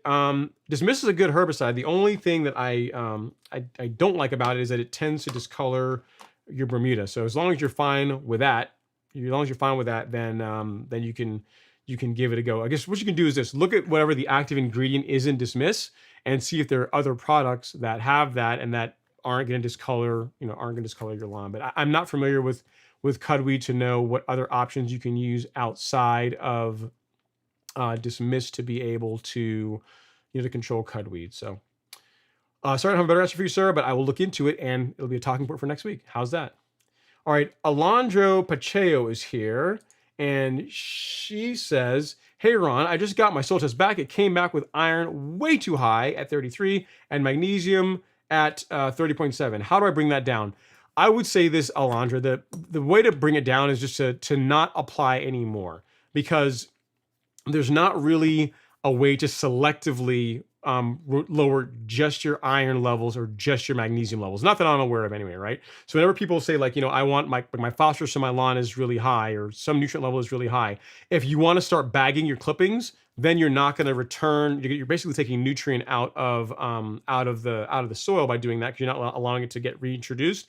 That over time will bring your levels down, but it's going to bring all of them down. It's not going to just bring down just your iron and just your magnesium. So what I would say is don't, if you're worried about that, again, high iron levels, I've not really seen, if you're not at the point where your lawn is being discolored or it's not causing issues, I've not really seen like higher iron or magnesium causing big problems in a lawn. But what I would say is just don't introduce more of it. So don't go out now that you know that you have high iron and go put like ironite down, or go put down a micronutrient that has like, a 5% iron in it or something like that, or fertilizer with a high amount of iron in it. Which the way you begin to bring those levels down over time is to simply make applications that omit that particular micronutrient. Does that make sense? So hopefully that helps. I wouldn't worry about trying to like pull it out. Just don't put any more in. But again, iron and magnesium are one of those ones that I have not really seen, really cause a lot of problems. It's not like, adding too much of the macros, which can cause issues, but iron and magnesium, just don't put any more in and just let it come down on its own over time. All right, next up we got Rhino H saying, hey, Ron, from down under from Australia. Hey, Aussie. He says, I have Tiff Tough Bermuda and wondering what sort of rates I should be using. Cheers. Okay, it depends. Rates for what? If it's rates for fertilization, then Bermuda needs, I think what's conventional wisdom says, Bermuda needs 4 to 5 pounds of nitrogen per year, and that's normally applied during the growing season, right? So what I tend to do on my lawn, Rhino H, is I give my lawn around 0.8 of a pound, so 0.8 pounds of nitrogen per month when it's actively growing. So between the months of like say April through September, and of course in Australia, that's like your winter time. So don't do that. Like do it like whenever whenever your summertime is, which I imagine is probably coming up soon. So 4 to 5 pounds of nitrogen per year whenever the grass is actively growing is what you're going to want to do for your Bermuda. When it comes to products like growth regulator, like Primo Max, like things like this, just read the product label. But for this guy, for a hybrid Bermuda, you can go up to just under 0.40 fluid ounces per month with Primo. That's your monthly application rate. But the rate ranges between 0.25, like a quarter of an ounce, so between 0.3 and 0.2. Again, as high as, get my eyes out of the picture, as high as 0.4 per month. What I like to do, now you didn't ask about PGR in particular, but instead of applying this at full rate for the 3 to 4 weeks of coverage, I like to do a split app. So if you're going to do growth regulator in your lawn, which you should because it's pretty awesome stuff, is apply it twice per month at half the rate you decide to go for. So let's say you decide to go for that heavier rate of 0.40 per month, right? So what you would do is you would do 0.20 at the first of the month and then 0.20 the middle of the month, and you're gonna mix that with a gallon of water, and it's gonna cover 1,000 square feet. So every product that you apply is going to have a recommended application rate on the label. The way to figure out how much of that product, when it's something that's variable, like fertilizer, like nitrogen, is to figure out for your particular grass type, which again being Bermuda, how much of those it needs in a given calendar year over a given growing season. So if you can keep between like 0.8 of a pound to a pound of nitrogen every month, then your grass is gonna be just fine. So hope that helps, sir. I mean, it's hard to say exactly because it varies depending on the product, but that should get you on the right track as far as figuring out like how to feed your new Tough lawn. Congrats on that, man. Very, very cool. And I appreciate you from being a viewer from down under in Australia. It's pretty cool. All right, next up is greetings from Ghana. I've never had anyone from Africa chime in. That's pretty cool. He says, please, I think sure Ghana's in Africa. It's not South America. It's in Ghana. It's in Africa. His greetings from Ghana. Please, is 2,4-D a selective herbicide for St. Augustine grass? I do not know. Let's find out. Let's see. Just take 2,4-D. I'll look it up real quick, and I will. I'll tell you. Because St. Augustine, I know it is selective for Bermuda, but I don't know if it's selective for St. Augustine, because I know St. Augustine is a little bit more. It's a little bit more sensitive. A little more sensitive. It likes what it likes. You have to be kind of careful. All right. It doesn't. I don't know. Check the product. Check the product label.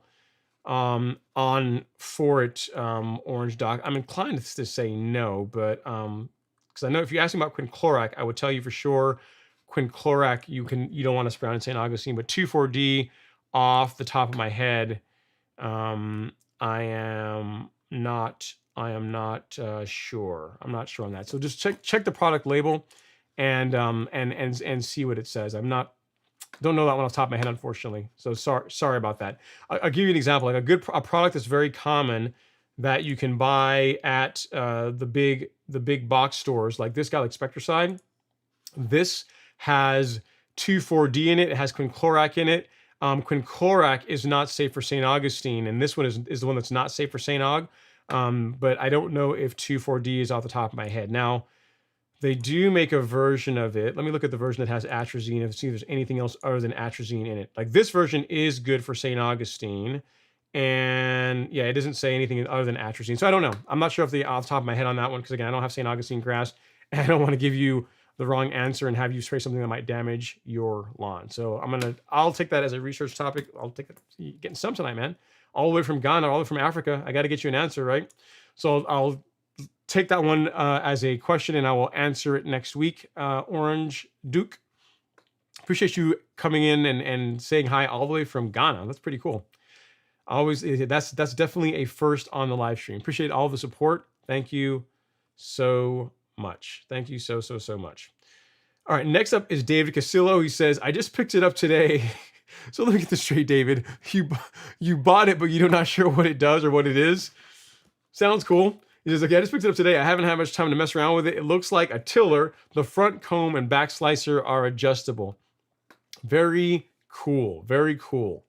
Well, congrats on it. Well, we're going to give you an applause for that, David. Congrats on the new equipment. Let us know how it works whenever you decide to run it on your lawn. And let me run down here and get another super chat. One that I need to do. I've got two of them here. One from, first of all, Mr. Fairway Bermuda. Daryl is chiming in. Super chat received. Appreciate you, Daryl. He says, "What up, Ron? I didn't get any clapping last week from my Mclean's real mower. Oh, we gotta correct that. I'm sorry about that. I didn't get any clapping from my new Mclean real mower. What's up with that? So you're gonna get not one, but you can get two. You can get your bicycle horn and another clap." He said, "I thought we were cool, bro. We are cool. I'm sorry, man. It was not intentional." Guys, here's the thing. If and when, I don't want to say if and when I make a mistake like that, know that it's not out of malice. Know that I'm not doing it on purpose or intentional. It's just literally, it's me. I am trying to read comments, moderate, and make sure I don't make too many mistakes in the stuff I tell you guys. So I apologize for that, Daryl. Got nothing but love for you. And again, congrats on the new mower. It is pretty sweet. And you guys want to check out another mower, like everyone, it's been a Mclean on Palooza here lately, between Dwayne and also Daryl. Check out Daryl's channel. He got one as well too. He got a Mclean and did a nice review on it. So check his channel out as well. Give him some love, and hopefully you will forgive me for the mistake, Daryl. I sincerely apologize. And next up, we have another super chat. Super chat received from Robert Majoros. Not Majoros. Not Majoros. Everything I was saying. Robert Majoros. Robert was nice enough to finally send me a recording of how to say his name properly. So Robert, from now on, I will say Majoros. And because you know what it is. Here's why I keep saying Majoros. Is because like some of my friends and family are Dominican, like they're Spanish. So when I see like a name, like your name looks Latin, so I'm thinking, okay, it's got to be Majoros because that's how like a Spanish person would pronounce it. But it's Majoros. It's like major, like Majoros. So apologize for that, sir. Thank you for sending me the email to correct me, and I now know how to pronounce your name properly. Thank you so much for that. You said need to be excused for being tardy as I just came in from mowing. That's a good reason, man. I wouldn't call that tardy. I mean, I'm going to say your priorities are in order. You got your mow done, and then you came in afterwards. I'm good with that. You gotta get the mow in, man. Gotta get the mow in. Can't mess around at all with that. Next up is Crew 2010. Thank you for the super chat, Robert. Super chat If I didn't give you a super chat, I went on to make sure I did that. Thanks again for that. I really do appreciate it. Thank you again so much. Okay, Crew 2010 is up next. It says, hey Ron, what is your suggestion on watering schedule when temps are staying around 90 degrees during the day and 67 degrees at night? There's a spot in my backyard with standing water, so I think I may be overwatering. You're probably overwatering if there's standing water. So when I was actively running irrigation on my lawn, because I haven't been running it hardly at all here lately, like ever since late July, late July and now, I've probably run irrigation a handful of times, maybe 5 times on the lawn in the last, 6 weeks or so, because we've been getting rain so frequently. I just haven't had the need to. When I was watering, I was watering 3 times a week. So Tuesday, Thursday, Saturday, 3 times a week. And the front lawn, the zone I was running was for front lawn was 10 minutes. And the back lawn, I think it starts at 20 and then progressively ramps up to as much as 25 minutes all the way at the very outskirts, the far away. Because the lawn is sloped, even though you don't really see it, looks flat, but it's actually slightly sloped towards the house. So the water that I put heavier out there will slowly work its way down. However, those numbers are completely meaningless to you because it's based on water pressure. Like if your water pressure is not the same as mine, 25 minutes, well, it's water pressure and also the sprinkler head you're using. Like 25 minutes of irrigation running on my lawn is not going to put out the same amount of water as it is on your lawn unless you're running the exact same sprinkler heads and they're tuned the exact same way and you have the same water pressure. It's kind of unlikely that all 3 of those things are going to line up. So what I would say is if you have standing water on the lawn, you are definitely watering too much. I would either reduce the amount, the duration, like how long you're watering, or spread out or reduce the days. You didn't tell me how long you are watering, like what days you're watering. But I mean, you're still getting 90-degree heat during the daytime and like the lows or the high 60s at night. If you're not getting rainfall, then putting some water on the lawn is a good idea. But you're definitely overdoing it if you're getting to the point where you're having standing water staying on the lawn for any length of time. So I would say start with first reducing the run times, like how long you're running the irrigation. And if that doesn't help, then perhaps backing off or try removing a day in your watering schedule. Again, you didn't tell me how long you're running it for or how many times per week, both of which have been good to know. But I would say try reducing one or the other. Either take a day out or back off how long you're running the irrigation cycle. And that should start clearing up the issue with too much watering. Because just like not enough water is a problem, too much water is also going to become an issue, because then you can start having problems. You can create conditions where disease can really take root. You can get stuff problems like root rot and just cause a bunch of problems. So too much water on your lawn can be just as bad and in some ways more damaging than not enough water. So make sure you just do All things in moderation. Enough, but not too much. Hope that helps, crew 2010. Let me know if you want to fill in with some more details as far as, what your watering cycle is like, so we can, chop it up a little bit further.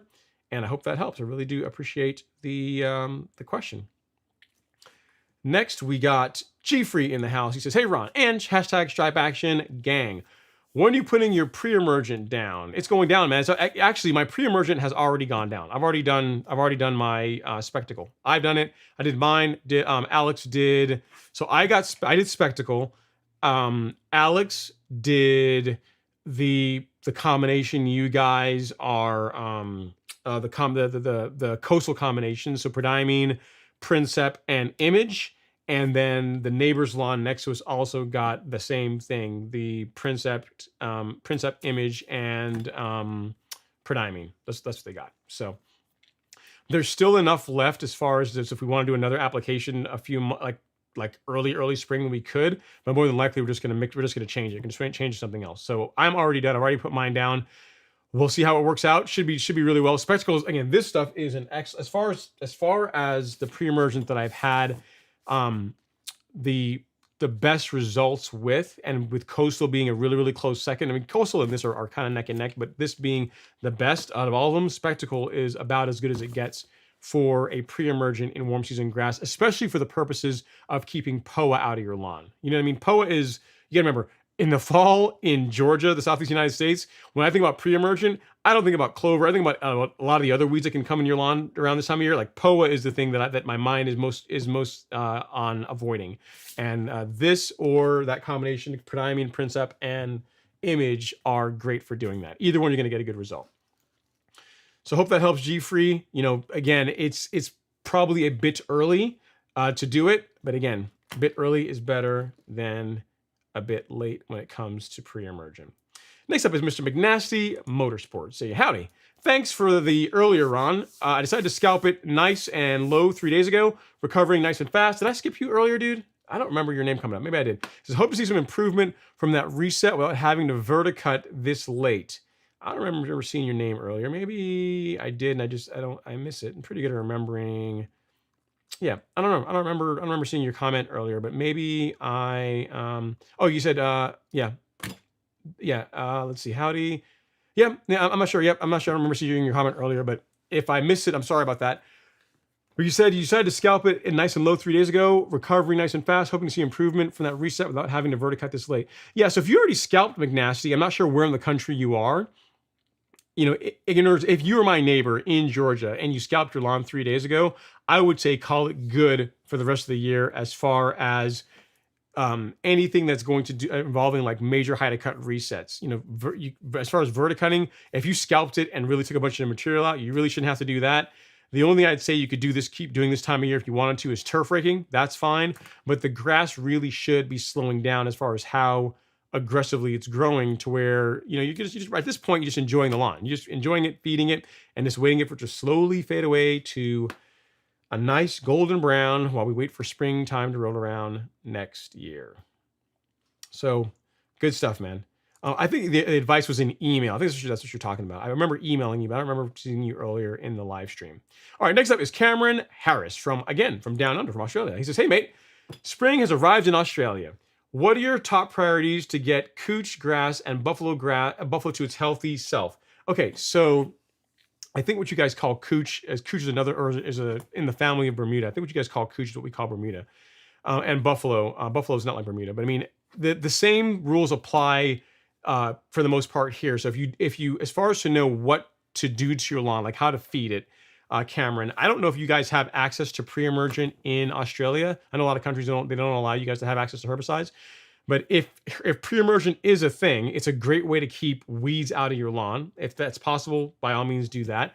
But then the next thing I would say is, if you've never done a soil test, and again, my soil, you can't really get these in Australia, I don't believe, but there's probably an equivalent of this in Australia, is get a soil test done, because that is going to let you know what's going on with your soil as far as your macro and micronutrient levels. And it's going to allow you to figure out a game plan for how you're going to feed the lawn this season. You know what I mean? Like, the way to get great looking grass is to get great soil, like create great soil, and then great looking grass is a byproduct of that.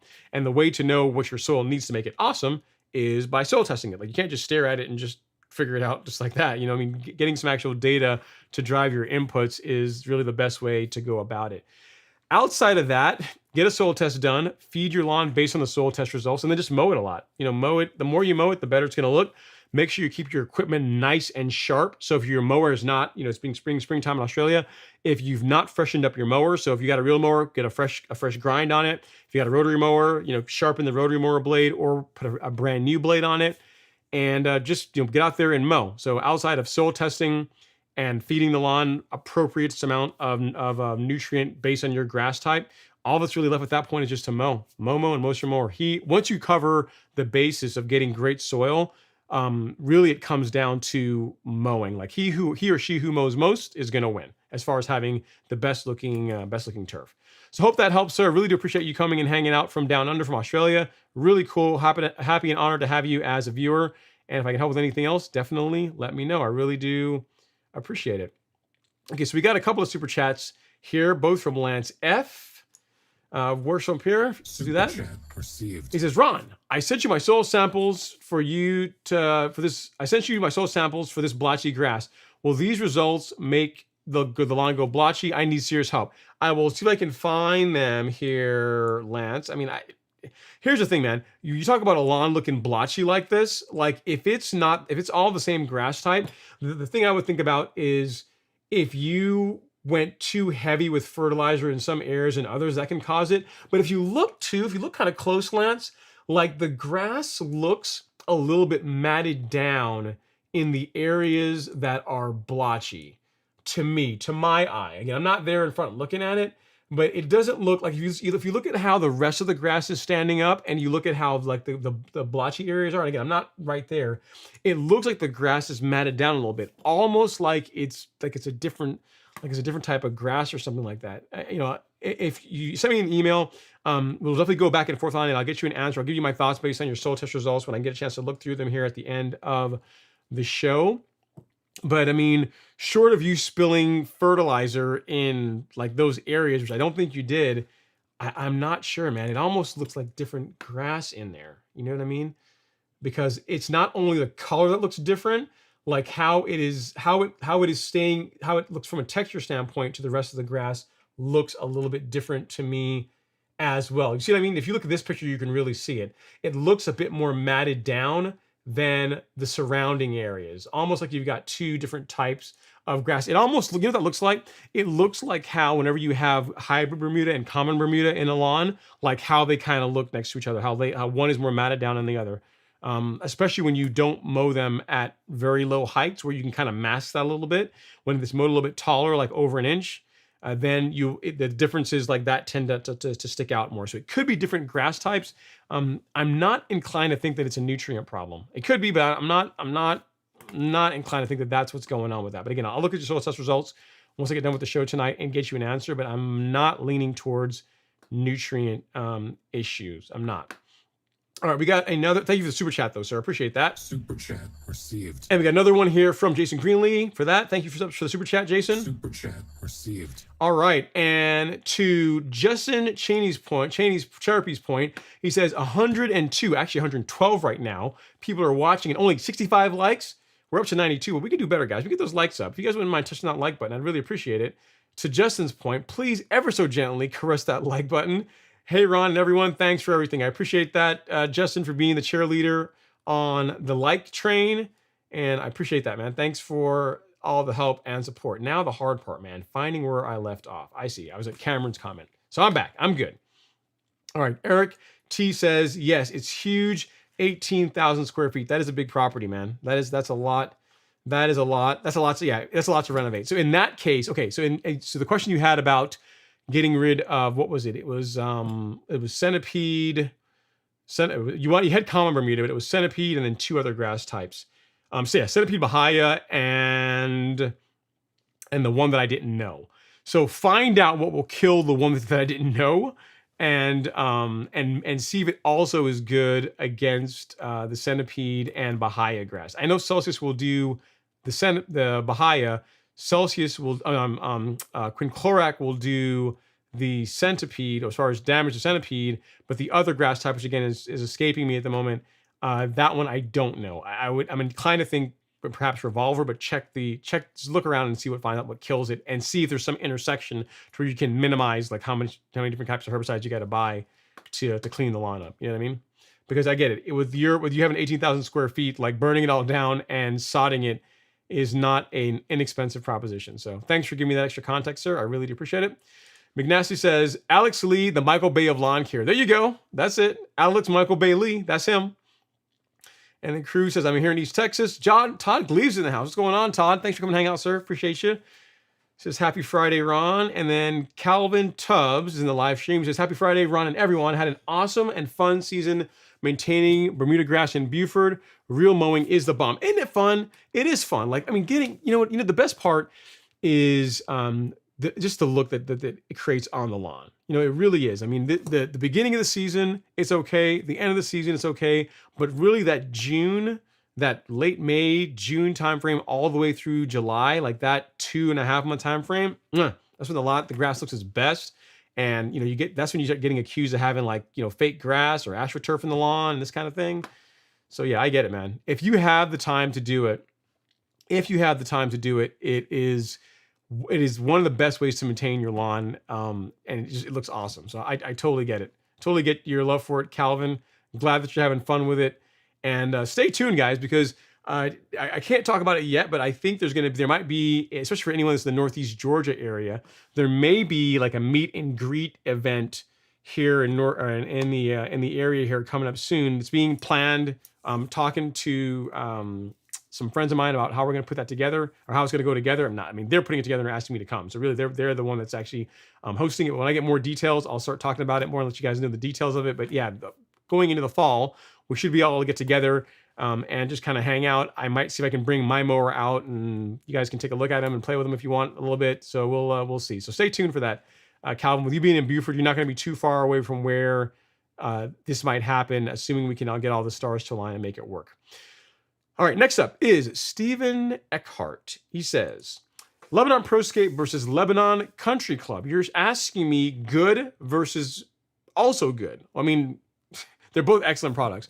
He's looking at the 1909 Country Club homogeneous granular furs that's available around me, but so is the Proscape 2505 Mesa for a fall fert on cool season turf type tall fescue. They're both excellent, man. You can't go wrong either way, Stephen. The Country Club is probably going to have a finer prill, a smaller prill than the Proscape, but you're really splitting hairs. They're both excellent fertilizers. You're not going to really go wrong. I would say look at your soil test results. If you could use a bit more potassium in your soil, then opt for the Country Club. If you don't really need a lot more potassium, then go for the Proscape. I would imagine the Proscape is probably going to be a little bit cheaper than the Country Club. The Country Club, I believe, mainly comes in 40-pound bags, and then depending on the size you're getting, on the prill size, I'm not sure what prill size the 1909 is, but the Proscape is a larger prill. It tends to be around like a 210 or so. It's more a standard size prill. Whereas you get into the Country Club, that's when you're getting into like the 150 into the 150 SGN, like this stuff, like what we had in the in Humic Max. Like this is what you expect to see from a prill size standpoint in a Country Club, whereas the Proscape it's likely going to be a little bit bigger than this. So just something else to think about if you care about that. But you're talking about excellent and slightly more excellent. They're both great products. All right, next up is Wayne Chandler. He says, hey, Ron, I heard the Chicago Bears are changing their field to Bermuda from KBG. Wonder how it's going to work in the cold. I imagine they're going to have to overseed it is what I'm thinking. I'm thinking that that's going to be a perfect candidate of someone that's going to be seeding or overseeding their lawn with like a ryegrass or something.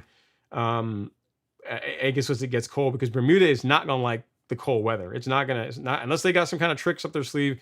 That Bermuda's not going to do well once it gets to be super cold in Chicago. So hey guys, so here's the thing, guys. I'm earning my football stripes. You guys know I like to watch some footballs. I like sports, mainly like the sports that don't really count, like Formula One, like the bougie sports, right? Formula One, US Open, like tennis, golf, that kind of stuff. Not like the real manly sports. And I'm actually doing fantasy football this time for the first. Well, I did it before, but I didn't really do it this year. I'm really getting into it and actually doing it for the first time. So I'm earning my man stripes as far as like getting into football and actually doing like fantasy football stuff. And I'm sure I'm going to get crushed because the guys I'm going up against are all pretty good, but I'm going to have fun doing it anyway. So I know that has nothing to do with the live stream, but since you talked about football, I figured I would share that, I'm getting a little bit more, I'm getting some hair on my chest. I'm getting my football stripes because I'm now in a fantasy football league. So there's that. Yay for me. All right, next up is Orange Duke. He says, please, St. Augustine should be removed before applying liquid herbicide or not?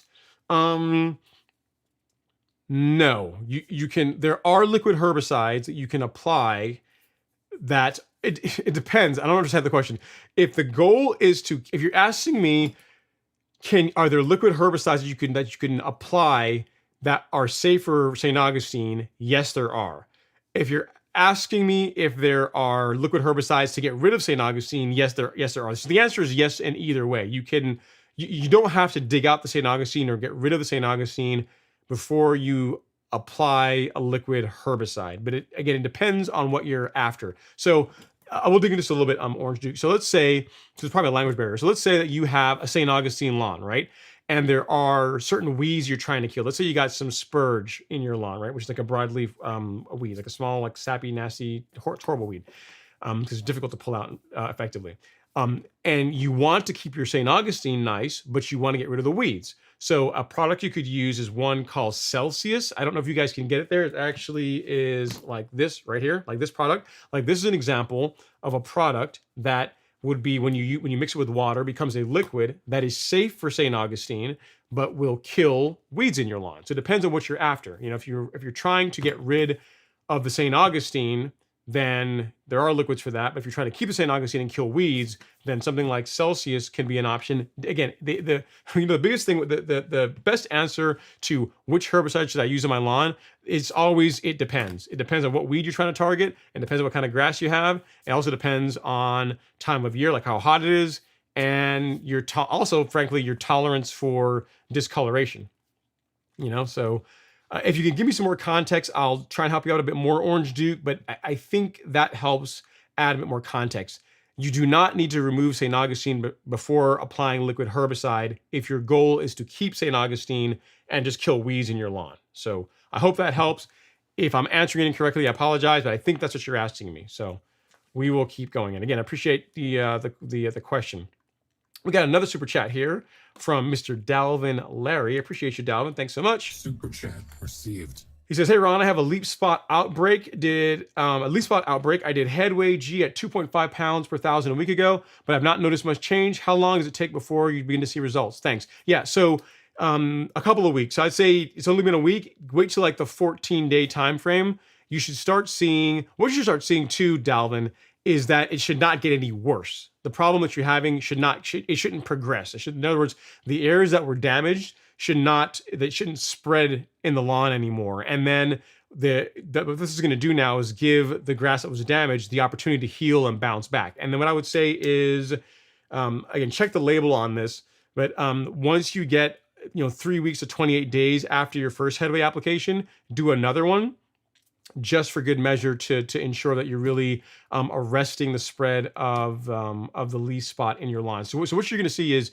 it should not get worse, and then that's going to allow the area that was damaged to begin healing and recovering. Like, for example, whenever I had large patch in my lawn last spring, and I used headway, it wasn't like when I applied headway, like the area, the big ring that was damaged by the large patch just magically bounced back and became green. What happened is it didn't spread anywhere else. It didn't get any worse. I didn't get any more of it in the lawn. And then within 3 weeks, 2 to 3 weeks, that area fill back in nicely, like the grass was able to heal and recover from it.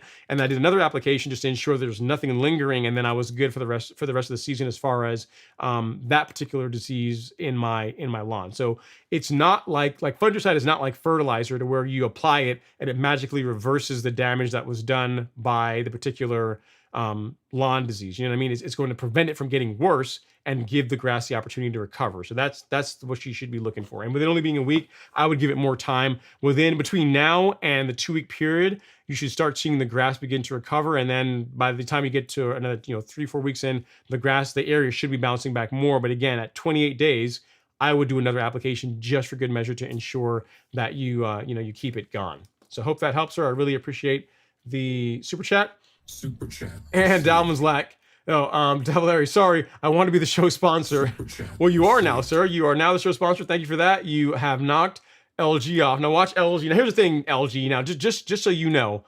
Dalvin did a $10 super chat and a $30 super chat. So because he was really trying to become a show sponsor, I'm going to combine those and say he did a $40 super chat. So don't think now you can come in here and do like $30.01, like, because I know how your mind works. I know how you're going to do, and try and knock him off. So it's got to be like $40.01 or more, because Dalvin, he asked a great question and he gave two super chats. So he is now the show sponsor until LG decides he's going to come back, assuming he does. We'll see.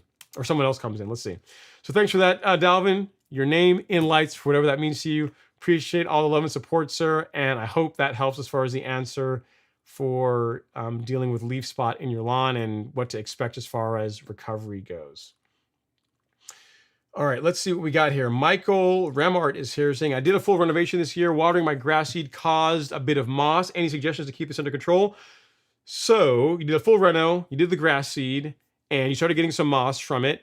Now, if the grass is starting to grow in, have you backed off on the watering? Because that should hopefully correct the situation where the moss should not continue to spread or become a problem.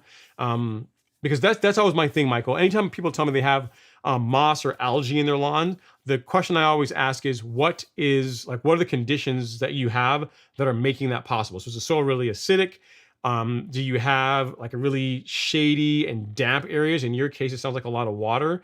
So, and I say, there are products you can use. Like there's Moss X that will remove it, like that product from Scott's. Devin was a friend of the live stream.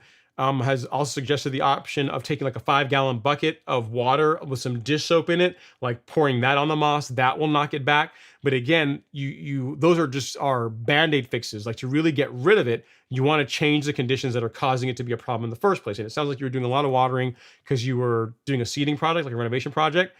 As you begin to taper back on the amount of water you're putting on the grass, I would expect the problem with the moss to also go away as well. That's what I would expect. So hope that helps. And if you can, if the grass is already, the grass seed is already starting to germinate, start backing up on the watering now. You know what I mean? If you want to also try that trick as far as some dish soap and water to try and kill off the moss, that's an option too, or some of the other options from Scott's that you can try. Those are great options, but just reducing the watering is going to be the thing that's going to prevent it from being a problem going forward. Thanks for the question. Now here's the thing. You didn't tell us what kind of grass you did. What kind of renovation was it? What was in your reno? You gotta let us know, man. You can't leave these kind of details out. It's important. All right, Craig Jones says, target date for pre-emergent in upstate South Carolina. Thanks. Okay, so Craig, I will tell you this. The most correct answer for when to apply pre-emergent or fall pre-emergent in South Carolina, or for anywhere in the South for that matter, is before soil temps. The average soil temperature is 70 degrees. That is, you want to have the pre-emergent applied in the soil prior to that. So if you have either a soil thermometer, like one of these guys, these are really cheap to buy, like a meat thermometer or soil thermometer, you can get one of these, or you can Google average soil temps in my area. And whenever the 5-day soil temperature, I'd say once it starts getting into like the high 70s, trending cooler, then that's a good time to get your pre-emergent out, because you want to have it in the soil prior to the soil temperature is cooling off enough for POA to begin germinating. So just something to keep in mind. A little bit early is better than the bill, a little bit late. I've already got mine down, but it's your call. If you want to wait another week or so to do it, then that will be fine. But you're within the window. Around here, the professional services are already spraying pre-emergent. So it's really your call on when you want to do it. I would say within the next week or two would be a safe bet to get your pre-emergent applied. All right, we got Long Whisper in the house. Mr. Justin, what's going on, Justin? Hopefully you're doing well, sir. Hopefully the leg is healing up. For those of you guys that don't follow Justin on Instagram, I know, dude, the thing is, I know you had the injury. I didn't actually figure out, I'm not sure I figured out what caused it. I just saw you having the stitches and everything, and you're all like, your leg was all boogered up, but I didn't know exactly how you did that. But yeah, that's someone else that does really good cool season content that if you want to watch, take a look at Justin's content. Give him some love. Good guy. I think he's building a house out there too. So there's not been as much content as it has been in years past, but the stuff that's already out there is actually quite good. So give him some love. Next up is Trey Brown. He says, hey Ron, I have pets that are taking a toll on my zoysia. Other than watering, is there anything else that I can do to reduce, break down, or absorb the nitrogen? Here's the thing, not other than if you catch it, because I've actually tested this. Like whenever Alex was out of town and I was watching their dog, Stella, sweetest dog ever, she knows she has her designated spot. But one time she decided she was just gonna just do what she wanted to do, live her best life, and just go and just pee in the middle of, well, not really in the middle of the lawn, but in the place where she was not supposed to pee. I just actually saw her do it. Like I saw her do it, and what I did is I got like a couple of gallon, like couple 5-gallon buckets of water and poured it in that area. So I poured a lot of water like right afterwards in that area, and it didn't burn the area if I did after doing that, because it got diluted and didn't get a chance to really, stay concentrated in that one spot. So unless you're really going to walk around and hose the lawn down in the areas of your dog's pee right afterwards, there's not a ton that I can give you as far as advice to prevent the damage. What I can tell you to do is what Alex has done, which is create a designated area, like have one spot of the lawn and do your best to try and train your fur babies to go use the bathroom there. And if you can do that, you're gonna have one area that's gonna look like absolute scorched earth. It's gonna be destroyed, but the rest of your lawn will be all right. So there's not, short of you actually seeing it happen and then getting out there right away with a hose and dousing the area to dilute it, or getting like what I did, get a couple 5-gallon buckets of water and just dousing it on that area to help dilute it. There's not a lot that you can do after the fact to quickly speed up recovery. Like there's not if by the time you see like the pie size, the dish size damage from it, it's already too late. It's just a time thing at that point. You know what I mean, Trey? So if possible, if you can train the dogs to urinate in one area, that would be my advice. It is possible because Stella does it like 90% of the time. And that's gonna do a lot for minimizing, pet damage in your lawn. All right, Orange Duke is back. He says, any tips on St. Augustine not spreading to bare areas? Can I level spots with compost of the grass where the grass is mowed? Okay, so it's not spreading into bare areas. So a couple of things I would check for the areas it's not spreading are those areas, is the grass, is like the ground there highly compacted? Like, is it really very hard? If so, aerating it or doing something along those lines to help reduce compaction can help. Is the area that it's not spreading to getting enough sunlight? Because that's important. So the area, like sunlight, not highly compacted.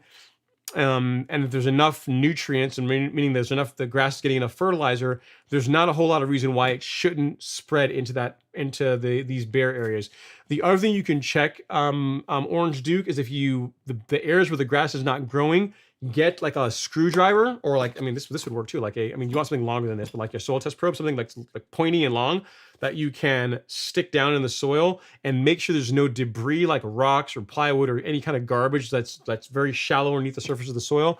That's making it difficult for grass to grow there. That's the other thing I would check. But if you're getting enough sunlight, the soil is not highly compacted, there's enough fertilizer, the next thing I would check is to make sure, that if all those conditions are met, I can't see a reason why the St. Augustine would not spread into that location. You know what I mean? So those are some things to try, and that should, one of those should help. We should get you the answer as far as why it's not moving over there.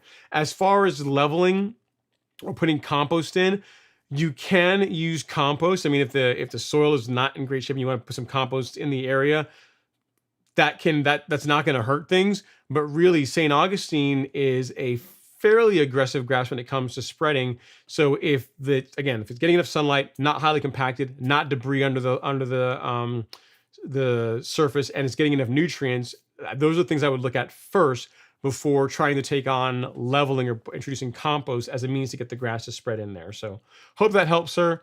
And if there's any other comments or anything that you can do, you can give me to add additional context, let me know, and we will revisit it. All right, next up is Ken Kong. He says, I am in Winder, Georgia. Weed-free Bermuda lawn. Congrats on that. That's pretty awesome. I get new mushrooms popping up almost daily. I don't mind it much, but should I? Nope, I wouldn't. Normally what you're going to find, Ken, is they're going to pop up in the morning, and by 10 o'clock or so, when it gets to warm up, they'll just die off. Fun fact, the one thing that I noticed in my lawn, Ken, is when I started doing regular turf raking, when I got the Allet, the Allet C27, and I started turf raking the lawn regularly, I stopped getting mushrooms in the lawn. I didn't get mushrooms in the lawn anymore. So take that for what it's worth. You probably have a small amount of thatch, probably a healthy amount of thatch in your lawn, and maybe that's contributing to the mushrooms, but I honestly wouldn't worry about it. If the lawn looks good, if it's weed free, it's green, you like how it looks. If the mushrooms in your lawn are how they are in most lawns around here, it's a problem that is around for like a couple of hours in the morning. So I really wouldn't worry about it. And it tends to happen, Ken. You'll find after a lot of rainfall. So when after the soil is really saturated, that's when you'll see it more often. But if it gets a chance to dry out, you're not going to see it as much. The long short of it is, I wouldn't worry about it. Nothing to be concerned about. I would just keep doing what you're doing and keep the lawn weed free and green. That is what I would do. All right, we got another super chat here tonight. Thank you guys so much for it. I really do appreciate all the support from Mr. Benjamin Kane. Thanks again. Super chat received. He says, best explanation I've heard on fungus control apps. Ron, you're insanely knowledgeable and talented. Keep the content rolling. I try my best, man. I don't always get it right, but I know a little bit about a few things. How about that? So I appreciate that, Ben. Thanks so much for the kind words. But yeah, you have to set your expectations, right? It's almost like with fungicide, almost like with weed killer. Like if you use herbicide in your lawn, like say you had a big area of your lawn that were filled with, like say, crabgrass, right? And you went out and you sprayed quinclorac on it, and it killed the crabgrass. Now you're going to have like a bare area that's just not going to look that great. And as long as you keep the crabgrass out of that area, eventually the surrounding grass will fill back in. It will look all nice and everything will be happy. But the herbicide is not going to reverse the area that the crabgrass or the weed displaced of your normal grass. You know what I mean? So really, when you're putting down herbicide or fungicide, you're getting rid of an undesirable lawn disease or an undesirable plant. And what that's doing is it's giving the grass or the plant that you want to be around, like your grass, the opportunity to thrive and really fill in those areas, to become the dominant thing in that area, if that makes sense. You know what I mean? So those products don't reverse damage as much as prevent further damage. All right, so thanks for that, Ben. I really do appreciate the super chat and the kind words. Thank you so much for that, sir. And let's see where I left off. I am afraid to scroll because when I do, I got way too much stuff in the overlays. That's why it's beginning to hang on me. But I will look for the next comment once my software catches up. It's freezing on me here for a second. All right. Looks like we're back in good shape. All right. So next up, we have, let me see where I am. Next up, we got Nick from the 6. Nick from the 6. He says, is top dressing necessary when overseeding? No.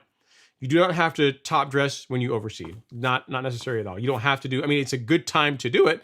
Like right after top dressing is a good time to overseed. Like say you were going to do like a light top dressing in your lawn, like you have a cool season lawn, like I don't know, ryegrass or something, right? And you were going to introduce more ryegrass. You're going to overseed it. If you want to do a light top dressing and then do your seeding afterwards, that's a great time to do it. But it's not, the two are not linked. You don't have to top dress in order to overseed. They can stand alone. So no, the answer to your question is no. It's just that the two of them work well together. If you're doing one, it's not a bad time to do the other. In other words, and yeah, Keys Canary also has a good point. It says could be lack of nitrogen. Check the pH. I'm not sure which one the question is for. You mean the question with the grass being blotchy? Maybe. So yeah, get a soil test done if you've not done one as yet, and let us know and let me know about that. But I think your results, again, you said you already sent me the results, so I'll check them out tonight and get you an answer. Lance, I'll look into that. So I haven't looked at the results as yet, Keys Canard, but again, it's something we'll talk about next week once we have some time to go through it. Next up is Dwayne's World. He says, when applying pre-emergent and alternating between dithiopyr and prodiamine between seasons, is it okay to apply at full each half year? Okay, is it okay to apply at, I guess you're saying at full rate each half year? So if I'm understanding your question properly, you're saying, is it okay to apply dithiopyr at full rate if you say you use it in the spring, and then prodiamine at full rate if you use it in the fall? Can you do that? Yes. A lot of people like to do a split application though with prodiamine, to where they'll take like their annual application of it and they'll break it up into a couple of applications. So let's say you were going to do like prodiamine now, right? and you did like, let's say you had Bermuda. So we'll just, to make the math easy, you will say that even though Bermuda is 0.83, we'll say it's 0.80, okay, right? So let's say you were going to take half of it now, you're going to do like 0.40 now, and then a few months from now, like late November, early December, you were going to do another application. You could use up the rest of your allocation for this 12-month period for prodiamine that way, and then do dithiopyr at, do something similar with dithiopyr in the spring. So to answer your question, in other words, can you use up your annual allocation of each of them within a 12-month period? I think that's what you're asking me. Yes. How you go about doing that is really up to you. Some people will do full rate applications. Like I've tested both ways. I've done prodiamine where I've done a full rate application in the spring. Like I did one in like February. This was like a couple seasons ago, just to test it to see what kind of results I would get, and that worked great. Didn't have any problems with I didn't have any negative results. And I didn't have any issues with weeds in any weeds coming up in the lawn. As far as the weeds are supposed to control, like crabgrass. And the reason why I did that, because I wanted to see, so a lot of people are really huge on doing split applications, right? For the spring application. So yeah, you gotta do an application like in late March, and you gotta do another application in April. And I wanted to test and see, hey, if I just did like my application just once and just do like my full rate app once in like, early in the season, mid late February, what's going to happen? Is that going to be good enough to get a good result, or do I really need to do a split app?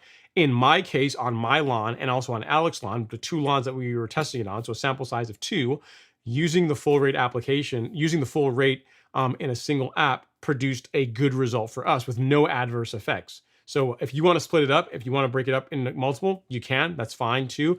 If anything, I would be more prone to doing split apps in the fall, mainly because that seems to work better against Poa annua than I would in the springtime. Because crabgrass, like prodiamine does a really good job, I find anyway, against, as far as keeping crabgrass out of your lawn. But Poa is a pain, man. I'd be more prone to doing like half rate now and then doing half rate another half a few months from now to try and keep Poa away from your out of your lawn. That I can see for prodiamine. But for the spring app, I've tested it and I don't personally see any reason to be out there multiple times having to spray herbicide on my lawn. But to each his own. There's multiple ways of doing it. And there's multiple ways to get a good result in your lawns. It just depends on which way you want to go. All right, next up is Mr. Scott. He says, how do I reach Dwayne's World? Have questions about Mclean mowers and F1 rocks. Go Max. Yeah, so check out that's a good question, Dwayne. I mean, if you want to throw up your contact information in the chat, Dwayne, feel free.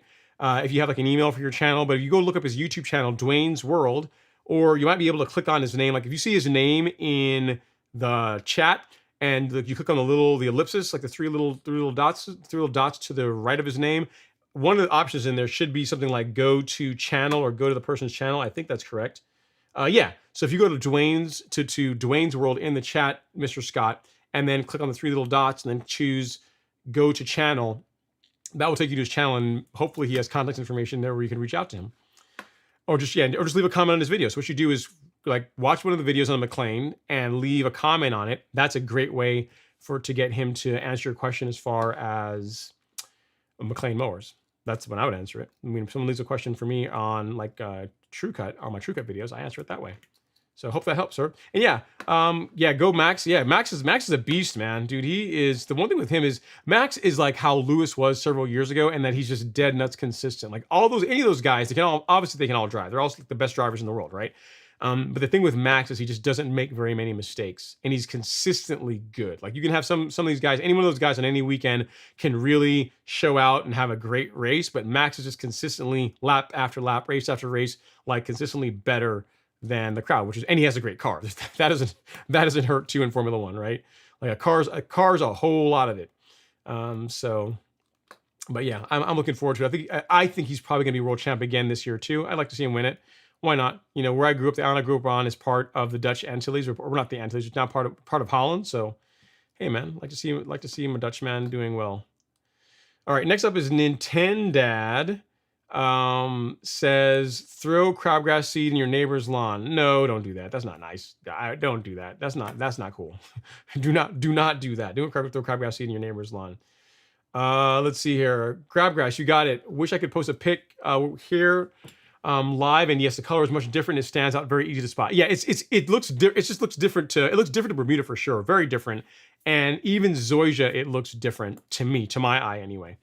So you should be pretty easy to point it out. All right, a thin cut says Ben Graham. I thought his handle is Rayham. Did I have Graham up? I'm sorry if I did. I thought it was Rayham. I thought I typed Rayham. So guys, eventually I'm gonna need to get someone to like do that stuff where I can just focus on answering questions and have someone like this does like bringing the chat things up and all this kind of, because it's a lot. It's a lot of work to do all of this by yourself, believe it or not. It's a lot of multitasking. A lot of multitasking. All right, 2 Trilla is here. Says, so I'm trying your split PGR method you recommend. I put a 0.25 ounce rate down 2 weeks ago on 2,000 square feet, and I put another 0.25 ounces next week, or is that too much? That is too much. Dude, that's not what we talked about. That is not what I told you to do. I mean, if you have Bermuda, that is too much, because the rate for Bermuda on the low end is 0.25.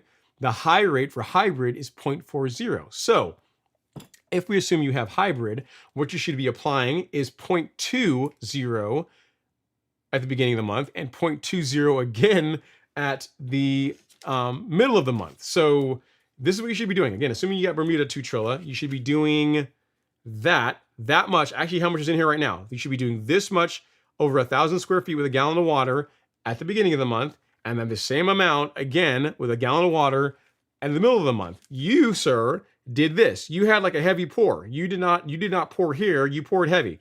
Now, is it enough to cause damage? Probably not. You're probably okay. But I would, going forward, like your next application, I would back it off. I would do the 0.20 rate, because 0.25 is too much. That like 0.25 twice equates to half an ounce per month, not 0.40 ounces per month. You know what I'm saying? So I know what you're doing. You're pouring a little heavy, but just back it off a little bit, man. Follow the label rate.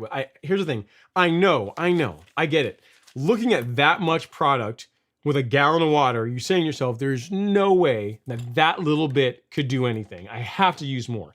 And you would be wrong. Like this is enough. This much literally on, twice per month on hybrid Bermuda is all you need to get a great result. If you go heavier, you're going to start having problems. I wouldn't do that. So, okay, enough of the tongue lashing. You know what you did. We all know what you did. Everyone here knows what you did. And, we're going to forgive you for it, 2 Trilla, but you get to make it up in your next application. Back that rate down. Pull it back a little bit. All right, next up is Orange Duke. He says, what do you recommend to apply liquid fertilizer, hand pump sprayer, or backpack battery powered sprayer? At least what liters or gallons to go if I were to buying a new one? So measurement will be simple to use. Okay. So Orange Duke, I will show you. So on the golf course lawn store, this is going to help you, but it's kind of not going to help you because we don't ship to Ghana, unfortunately, is if you go here to the golf course lawn store and then click on shop, and then let's say lawn fertilizer. And then the last page, if you go to the second page or the last page, you will find the, maybe it's not here. Maybe you can find the Yard Mastery backpack sprayer. Maybe it's under liquids. If you look for Yard Mastery, just type yard or just type back, you get this backpack sprayer. So in here, this is a 4-gallon backpack sprayer. So most liquid products that you will apply to your lawn have a dilution rate, or they specify a dilution rate of 1 gallon of product mix, meaning a gallon of water mixed with whatever product you're trying to apply, and that will cover 1,000 square feet. So this being a 4-gallon backpack sprayer, this will cover up to 4,000 square feet if you're following that 1 gallon over 1,000 square foot rate. Now, can you mix it more concentrated than that? Yes. Do some people do that? Yes. But I personally like 1 gallon per 1,000 square feet because it gives you a bit of fudge factor. If you're a little bit heavy in one area, you're going to be just fine because it's not going to be as concentrated. What you want to look for in a sprayer like this is you'll see this one has a metal wand, it's really good construction, but also is important with the sprayer are the spray tips. This guy comes with an assortment of tips. So if you look at the tips that come with it, actually let me get your name off here really quick so I can show you, as you can see it. So you've got this one, which is a flood jet tip. This is good for applying products like pre-emergent or anything where you need a larger droplet size to get down in the soil. Then you also have this spray tip, which is, you can tell by the opening, you see how wide that opening is and how fine this opening is. This is going to produce a very fine mist, a very, very fine droplet size. So when you're spraying products like liquid fertilizer or stuff like this, like plant growth regulator, any kind of product or certain herbicides, any product that benefits from being a finer droplet because it needs to get on the leaf of the plant that's absorbed by the leaf, like the skin of the plant. That is where a droplet size, like a tip like this, will be good. So I would just say, like, the sprayer, getting the sprayer matters. I would say a good 4-gallon sprayer is what you're going to want to go with. But in addition to that, get a good set of spray tips. So this one is nice in that it comes with the spray tips.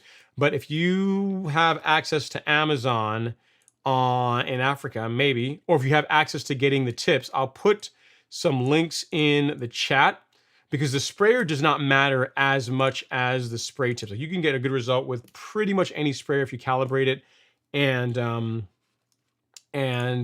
are using the correct tips. So at Orange Duke, let me get this right here. Orange Duke, yep. And this is the flood jet tip, so that white spray tip I was telling you about. And then this is the foliar tip. So if you only had to have 2, these are the 2 that you're going to want to have. So again, if you have Amazon, or if you can just look up the part number and you can find someone in your part of the world that sells it, those 2 are what you'd want to have. And then the next piece of advice I could give you is, whenever you are getting a backpack sprayer, the most important thing is to make sure you get a good result with it, is to calibrate it. So what I mean by that is by determining for a given spray tip, because it's going to be different from spray tip to spray tip. For a given spray tip you have installed in the sprayer, like how long does it take for your sprayer to output 1 gallon of product? Because that's going to ensure that whatever you mix, like herbicide or mix plant growth regulator in it or mix fertilizer in it, and the label says apply this much of the product over 1,000 square feet, by ensuring that your walking pace is such that you are covering 1 gallon, you're putting 1 gallon out at 1,000 square feet, you're going to be applying the product, the active ingredient, at the correct rate. So that's like, I mean, outside of getting the proper spray tip, that is like super critical important to getting a good result out of a backpack sprayer. And fortunately, I have got a video for you that shows you exactly how to do that. There's multiple methods for doing it. I'm just showing you the way that I do it. There's a couple of different methods, but mine is just one of many for calibrating a backpack sprayer. If I can find it, where's the video? I think I got it. I know I've got a video. There we go. Here it is right here. I got it. So watch, in addition to selecting a sprayer, I recommend a 4-gallon one, especially if you have a property that's 4,000 square feet or bigger. A 4-gallon backpack sprayer is the way to go. Saves you time, less fill-ups. In addition to that, watch this video, how to calibrate sprayer. Watch this video on how to calibrate a backpack sprayer. You know, it's funny because even though we always say calibrate the sprayer, it's really like you're really calibrating yourself, because you're not really changing how much output the sprayer is putting out. You're really changing like your walking pace to ensure that. But anyway, watch those videos, and that's going to give you a lot of knowledge as far as, one, how to pick out a good spray tip, and then also how to figure out walking pace. So that's going to help you out quite a bit. So hope that helps, sir. If I can help with anything else, let me know. And yeah, you got 2 Trilogy series. Thanks for the honest criticism. I haven't put the second app of 0.25 down yet. Should I back the rate down or just leave it alone for this month? So yeah, I mean, don't take it as criticism, dude. I mean, the mistake that you're going to make is something I've done before. So don't take it as criticism or being harsh. I'm making fun of it because we've all done it. We've all made the mistake before. I would say back the rate down. In like your next application, I would do 0.20, not 0.25. Just do 0.20. Just you don't need to like go crazy. Just don't do like don't go over the rate the next time around. Just do 0.20 on your next app, and just continue that throughout, and you'll be just fine. I wouldn't I wouldn't get too wrapped around the axle around it, because you didn't go crazy heavy, but at the same time, you did go a bit heavy. Just go with the 0.20 rate instead of 0.25, and you're gonna be good to go. I would go much less than that, and I just definitely would not do 0.25 again if it were me. All right, now the fun part, finding where I left off. And then we got Kevin G. Jones says, wait, I think I'm an OG too. Yeah, Kevin D. Jones, also OG, been around for a while. He's been around for a while for sure, most definitely. Most definitely. He is. He's been around for a long time. Kevin is one of the again, one of the OGs of the channel. So appreciate you, Kevin. We got a super chat here. Let me run down and grab that really quick. One from Ben Raham. Thanks for that, Ben. Super chat He says, received. weird name Raham, like Graham without G. Not offended. It's everyday thin cut. Thanks, Ron, for the hands down best live hangout. Great content, period. Thank you so much, sir. I really do appreciate it. I try my best. I try my best to try and make it fun and interesting to watch. As fun and as interesting as grass can be. Because, here's the thing. A lot of people think that we're crazy for like spending all this time talking about grass. But they don't get it. They just haven't come around to the dark side as yet, right? That's what's really going on. All right, next, but you know what, Ben? I get the same. Well, I mean, Raham is. I get the Raham Graham thing, but the same thing for me. Everyone says, "Oh, your name's Ron. Is it short for Ronald?" I'm like, "Nope, just Ron." My parents were lazy; they were just trying to save space and ink. Just Ron, not Ronald. Not short for Ronald, unfortunately. So I get it. Raham. I always think Graham when I see your name, but yeah, I feel your pain, sir. I feel your pain. All right, JD's up next. He says, "What would you say to your neighbor if they were concerned that herbicides you spray might be harmful to their pet?" It's a fair concern. I would acknowledge their concerns and say, "Hey, listen, the herbicides that I apply, I'm applying them at the label rates, and as long as the pet is kept off the lawn until the product dries, typically we like to say 24 hours, just for being super cautious." Should be just fine. So I would talk to them about it, because most people that are afraid of herbicides being applied to their lawn or a lawn near them, it's just they simply don't understand them, or they don't understand like how they work and how you should stay off the lawn until they dry, like that kind of thing. I think a simple explanation is going to help the problem. It's going to help the situation. You know what I mean? I mean, yes, you want to let them know, hey, when I apply it, when it's wet, you want to keep your dog off of it. You know what I mean? You don't want to get it on their fur. You don't want them licking it. You don't doing any of that kind of stuff. Much like when we apply it, we wear PPE, right? We wear gloves, we wear boots, we cover up. And then once it's dry, you're good to go. You know what I mean? So just if you explain to them that way, most people are fairly reasonable. It's more concern out of not knowing than it is concern out of being like, you're a bad person. You're trying to kill the planet with all these herbicides you're spraying. There are those people, and those you can't do a whole lot for, unfortunately.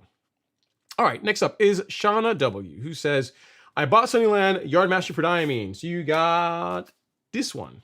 He says, "Our soil temps in East Texas are 71-ish in the AM, but average 82 degrees on average for the day. Does the soil temps need to be in the constant 70s before I put it down?" Yeah, I mean, if your soil temps are and the average in the 80s still, then I would give it another week or so. Give it another week or two. What you'll find, Shauna, is the temps are already trending a little bit cooler. So what I might say is give it another week or two if you want, and then get your pre-emergent down. Can you apply it now? Yes, you could. You could absolutely do it now with no problem. If you want to wait a little bit longer, another week or so, you can do that too. It's really your call. I have already applied my pre-emergent for the fall on my lawn, so take that for what it's worth. When the soil temps on average are in the 70s, high 70s, that's a good time to get your pre-emergent down, because again, it's not when it's 70 degrees is the time to apply it. You want to apply it prior to soil temps on average being 70 degrees, because at 70 degrees is when POA starts to germinate. You know what I mean? So you want to have it in the soil prior to the thing we're trying to keep out of our lawn is trying to come alive. So you have a couple more weeks, and then you should be good to go. But again, if you want to go out and do it this weekend or next weekend, it'd be absolutely fine as well. All right. Freedom Greater Than Feelings is saying, just graduated a high cybersecurity school and looking to enter the sysadministration field. Any advice for a new grad applying for jobs? Okay, so I guess what I would say is this. I mean, while I look for the next question, is if you have a degree in cybersecurity, I don't know that I would really get into sysadmin, because that's like definitely from a pay standpoint, like you're going to make a whole lot more money doing infosec work than you are being a sysadmin. If you're doing doing system administration work just as a means of filling out your knowledge base, like getting better at just understanding how systems work and how to patch them and just overall system maintenance, I get that. But I would definitely, any steps, anything you're trying to do in your career, I would make sure that they are with the goal of moving into cyber, or moving into the security space, because that's where things are going. And there's so many options there. You can be on the defensive side, you can be on the offensive side, which is whole lot of fun, like get paid to attack systems. Then you could be someone that just does policies and compliance. It really depends on which way you want to go. But I would tell you, Freedom Gardner, Greater Than Feelings, is that the best information security professionals are, so if you take what I consider the three major disciplines of technology, right? So you have system administration, you have programming, and then you have networking, programming, and system sysadmin. So the really good security professionals are good at least two of those things. And the people that are really good have a very strong networking background and a very strong system administration background. If you have all three, you're going to be a rock star. I mean, you're going to be able to like write exploits. You can be able to do all kinds of cool stuff. You can be able to like modify exploits, do anything. The role's going to be your oyster as far as which way you want to go. But you need to be really good at networking, and then either really good at networking and be good at system administration, or be really good at networking and be good at development, at programming. But ideally, be decent at all three. In my case, I'm very, very good at networking, really good at system administration, so sysadmin for years, and I know enough software development to be pretty dangerous. So like I'm pretty decent like x86 assembly and programming languages as they apply to writing exploits, but not like programming to the extent of like building a piece of software. Like that's completely different than from the standpoint of building like a harness for launching exploit code. All right. So hope that helps, sir. If you have any other questions, feel free to drop me a line. It's my email. I'll always happy to help out. So it's ron@golfcourseline.com. If you have a quick question about career development, just feel free to shoot me up, and I will put your question in there, and I'll help you out any way I can. Good stuff. Congrats on graduating, man. Congrats. All right. Next up is Orange Duke again. He's back. He says, can I apply raw granular NPK 1515 on my St. Augustine and not get burns? Yes, you can. But application rate matters, meaning that on that bag of fertilizer, it's going to have an application rate. It's going to say, it's probably going to have is really a spreader setting. It's going to say if you have a Scott spreader or an Earthway spreader or a Lesco spreader, set it to this much, and then apply that over your entire lawn. And it's going to put it down at a rate that's not going to damage or burn your lawn. With you having a 1515, applying that at do some quick math. I mean, if you apply that at like 5 pounds per thousand, that's not going to be that's not going to damage St. Augustine. That's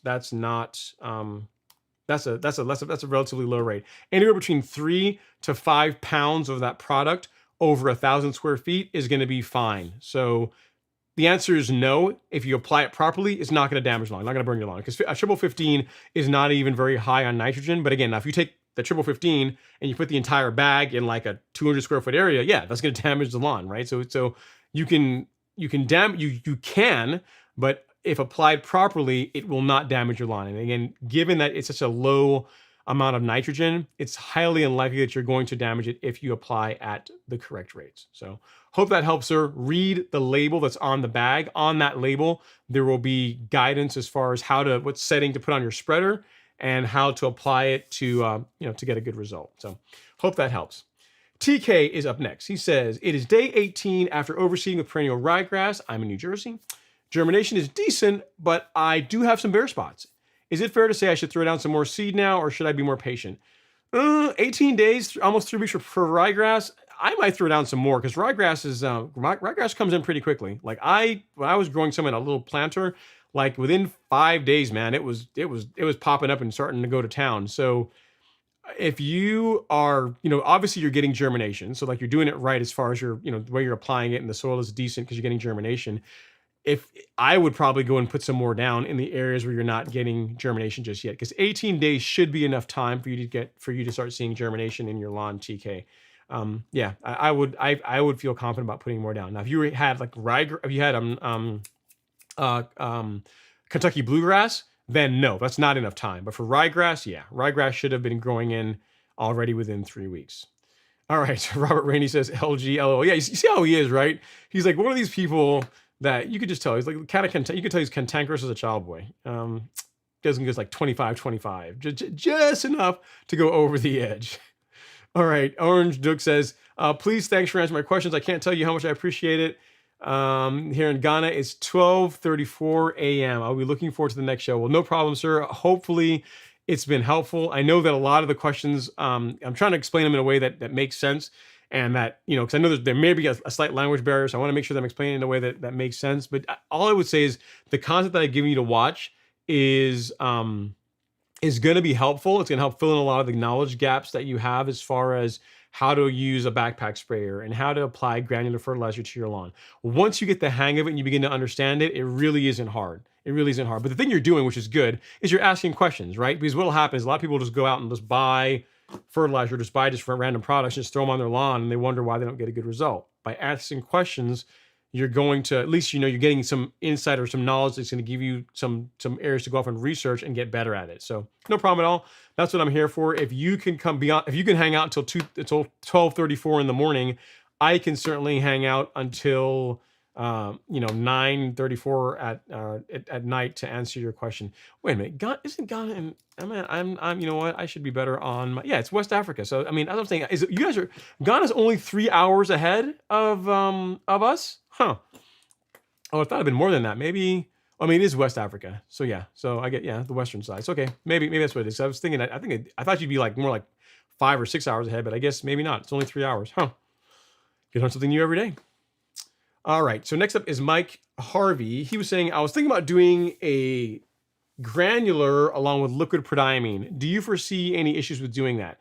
I wouldn't. I would pick one or the other, because really you don't, like, the annual limit for the application rate of like how much of the active ingredient you need to be putting in your lawn for prodiamine. Like, say if you have Bermuda, like 0.83 ounces per 1,000 square feet over the course of a 12-month period. Like, how are you going to know if you did that, if you're doing like liquid for one part of it and doing granular for another? Now, here's what you could do.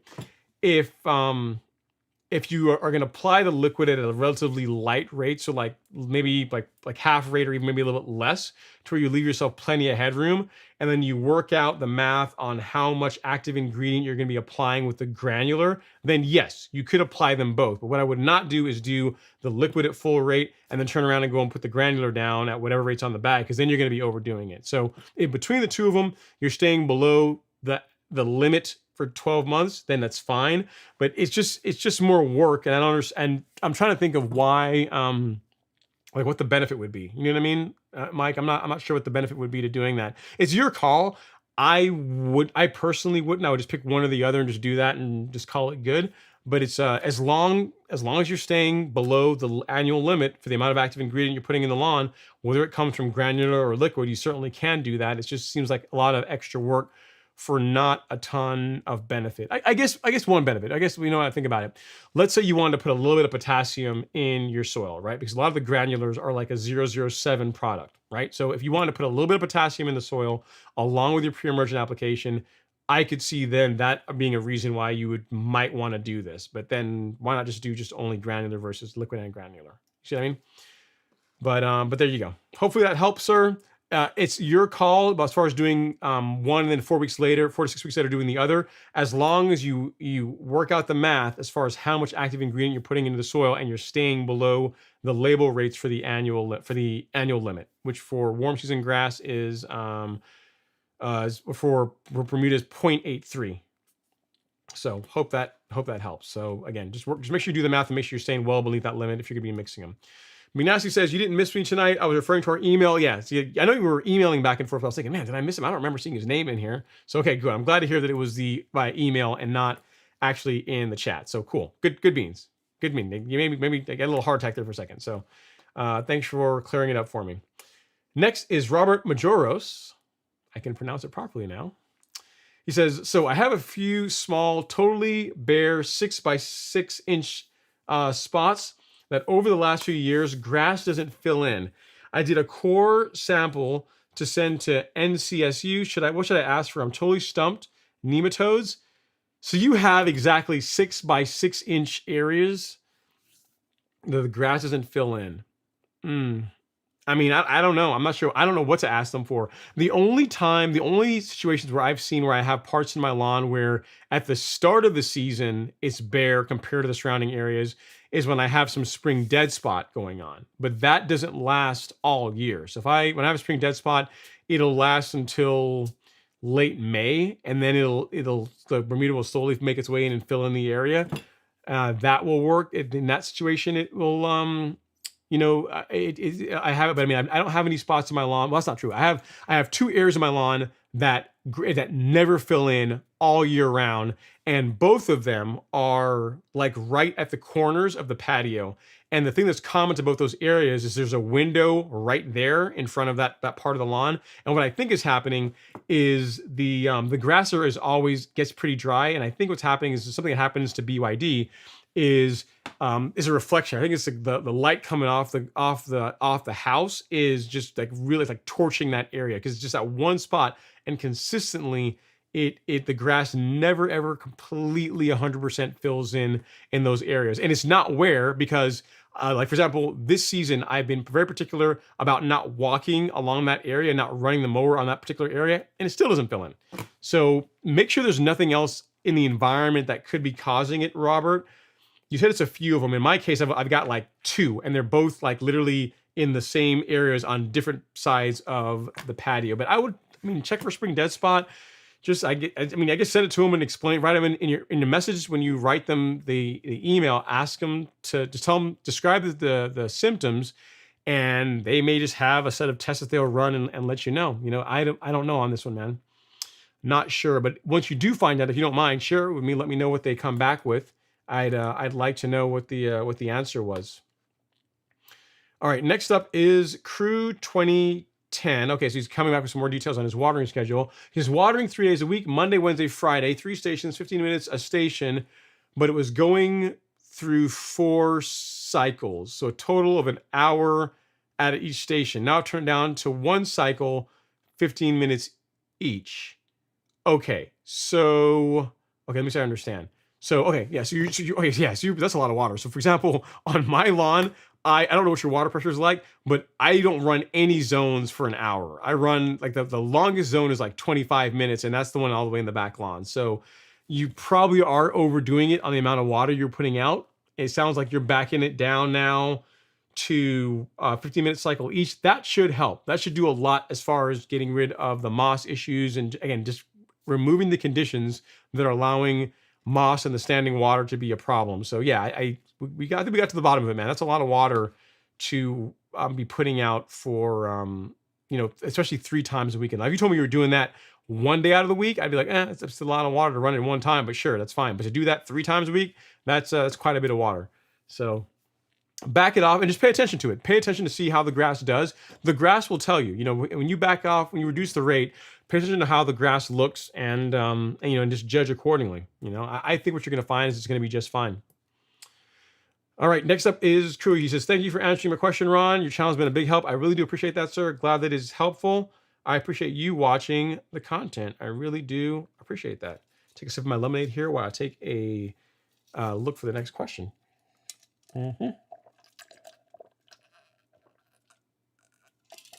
I've been so busy today that I need a little bit of sugar, a little bit of pick me up to keep me going for however long, almost 3 hours now.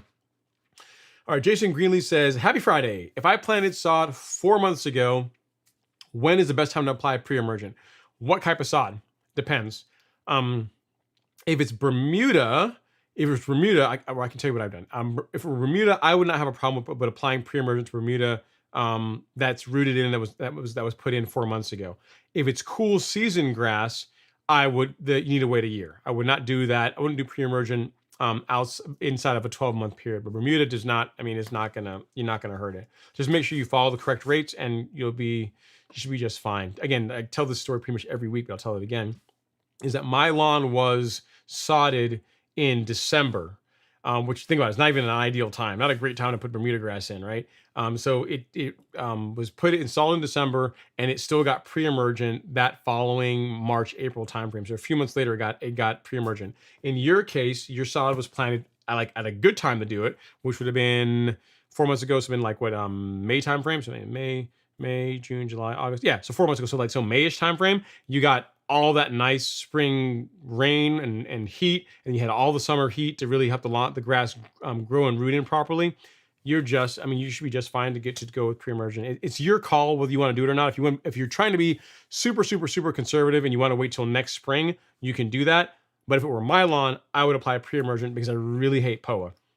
And if you don't apply pre-emergent, you are going to get POA in your lawn, which it depends on you whether or not that's a big deal to you or not. But I really don't like POA annual. So yeah, I would apply it, especially given that the time when your lawn was put in, it was like literally like one of the best times to do it because you had the things that Bermuda likes. It likes water. It likes, well, three things. It likes water. It likes heat. It likes lots of sunlight. You had a lot of that. You had all three of those over the past 4 months. If you want, what you could do, if you wanted to give it a little bit extra time, you could wait till like the end of this month, right? Now you'll be perhaps not the most ideal time for doing your pre-emergent app, like now now would probably be a bit better. But if you want to give it even like another month just to give the grass even a little bit more time, you're still going to get a better result as far as keeping POA out of your lawn than if you wait till next year. So something to keep in mind. You can decide which way you want to go, Jason. But yeah, if it were me, I would definitely be getting super chat. I would be putting down pre-emergent on my lawn. He says, "How's Alex's lawn now?" It looks pretty good. He's still been mowing it. His mower, his lawn still looks good. He's been mowing his lawn and been mowing the neighbor's lawn, our project lawn. They're both looking good. Look how they normally look. I'll have to get you a YouTube story of it if you guys want to see. But yeah, it still looks good. And then Orange Duke says, "Super chat not available in my region. Any advice, friends?" I don't know. I don't know why YouTube isn't allowing you guys to do a super chat to if you're in Ghana. I'm not sure why they don't allow it. I'm not sure. I appreciate it though that you're trying to support the channel. I really do appreciate that. So, for what that's worth, I really do appreciate that you are trying to contribute. And if YouTube's not letting you, nothing you can do about that, right? So I appreciate it. Just you being here is enough. So how's that? Really thanks for the support, for coming in and watching the show. All right, Ben Raham says, I had a similar weed as Lance. Outcompeted the Bermuda, had shallow roots, would pull up easily, however. No herbicide would kill it. That led to this year's renovation. Weed is still a mystery. Be interesting to see a picture of what it was, man. I'm not sure what was going on with that, Ben. Sounds like not fun. Golf Castle up next. He says, watch you for help with my backyard green. Thanks. I appreciate that, Golf Castle. Hopefully the advice is useful. I appreciate you watching the content. And you said, my ultra dwarf is looking good. Nice. Next time, if you want, send pictures in. My email is here, ron@golfcourselawn.com. If you send a picture in, we'll get it up on the live stream and we'll show everyone what your lawn looks like. If you want to do that. If you don't want to do that, that's fine too. But if you want to show off your lawn, this is the forum to do it. All right, Zach Hughes says, what's your fungicide schedule? How often, which fungicide amounts, etc.? Okay, so I tend to do fungicide applications 2 times per year. I do a preventative in the spring. So in my case, because I've had issues with large patch, I tend to do an application in April and another one in May. And then I do a fall application at the end of September and at the end of October to try and keep spring dead patch away. In both cases, I use Headway G. I use, which is a combination of propiconazole and azoxystrobin. I use that product in the spring and in the fall. So typically twice per year, and I apply it at the preventative rates. Unless I have something going on my lawn, I just use the preventative rates for that, Zach. So hope that helps, sir. That is what I do. There's many different ways to do fungicides, but that's what I do. All right, Raymond Pareto says, what are your thoughts on winterizing the lawn, fertilizer, etc., Bermuda grass? Thanks. Yeah, so if you want to apply a higher potassium fertilizer, so something like the stress blend that Yard Mastery sells, or any other like higher potash product, I don't see a problem with that. It's not strictly necessary. It's not like if you don't put any kind of a winterizer down, the lawn is it's gonna die and you're gonna have a dead lawn next spring. But if you want to give it some food going into dormancy, and particularly like potassium, then that's fine. What I would not do is push a bunch of heavy nitrogen. So a good example is this, right? If we go and look at the Golf Course Lawn Store, so I'll show you. So if you go to golfcourselawn.store, the link that's pinned to the top of the chat, and then you go to shop and you go to lawn fertilizer, And then you scroll down to the granular section. So you got something like Flagship. Like this is 24% nitrogen, 6% potassium. This I would not use as a winterizer. Too much nitrogen. You're trying to push growth when the lawn is trying to go to sleep. A better option would be something like this, right? Something like this, and if you look on their bag, it even tells you when to apply it. Spring, and means you can do it during summer times too, but also in the fall. This is a 7% nitrogen, so a little bit of food, a little bit of go juice, and then 20% potassium. So this is a better option if you want a product to apply, like say October timeframe. That's not going to push a lot of growth, but it's still going to give the lawn, a bit of food and just kind of give it a nice nightcap. Is the best way to put it for Bermuda grass. A little nightcap going into dormancy. This would be a good option. Whereas something again like Flagship, where you just it's a lot of nitrogen, would not be the best option. This would not be my first choice. I would not do this. So something with a higher amount of potash, or something like the Flagship, the Stress Blend, something like this, like the sulfate of potash, the 0048. So this product or this product, either one of these would be great options. And if you check the blog, what we're actually gonna have a blog post on that topic here coming up soon. So if you go to the Golf Course Lawn Store and check out blog, we've got lots of great topics in here. You got like on weed killers, identifying, like trying to build out like a little section on weeds, on weed identification. And there's going to be a blog post that'll come out here soon on that very project, on that very topic, on what to use in the winter as far as a fertilizer for your lawn. But you already got the answer because you asked me, and I'm telling you what's going to be in it. So if you want to read the blog post, that would be great. But if you don't want to read it, that's fine too, because pretty much it's going to tell you to use either Stress Blend or use this product, which is a potash product. Either one of these are good options for your Winterizer product. So hope that helps, Raymond. If you can help with anything else, definitely let me know. All right, we got a super chat here. I got to run down here and grab that really quick from Albert Mora. Thank you so much, Albert Mora. I really appreciate that. Super chat received. He says, thank you so much for your help in answering my questions. You are very, very welcome. Thank you for the super chat. I do appreciate all the support. Let's see. Aaron G. I'm looking here. He says, earlier I got skipped between the paid questions. Would you go back and answer for me the questions so I can watch later? Between Roger Majoros and Fair Bermuda Lawn. Let me go back and find it right now. Aaron, if you're still in here, let me see if I can find your question. I probably scrolled down and I missed it. But here's the thing too. When I go over the super chats, I answer those and then I go back up to the rest of the comments. So I don't see yours here as yet. Let me see if I can find it. Let's look here.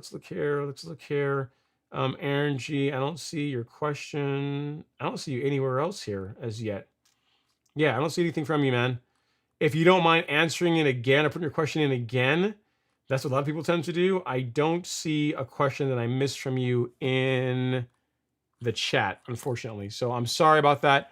If you don't mind, drop it in the chat again, and I will answer it. You can also see that if you drop it in, I'll answer it, and if you can, you'll be able to look at it tomorrow.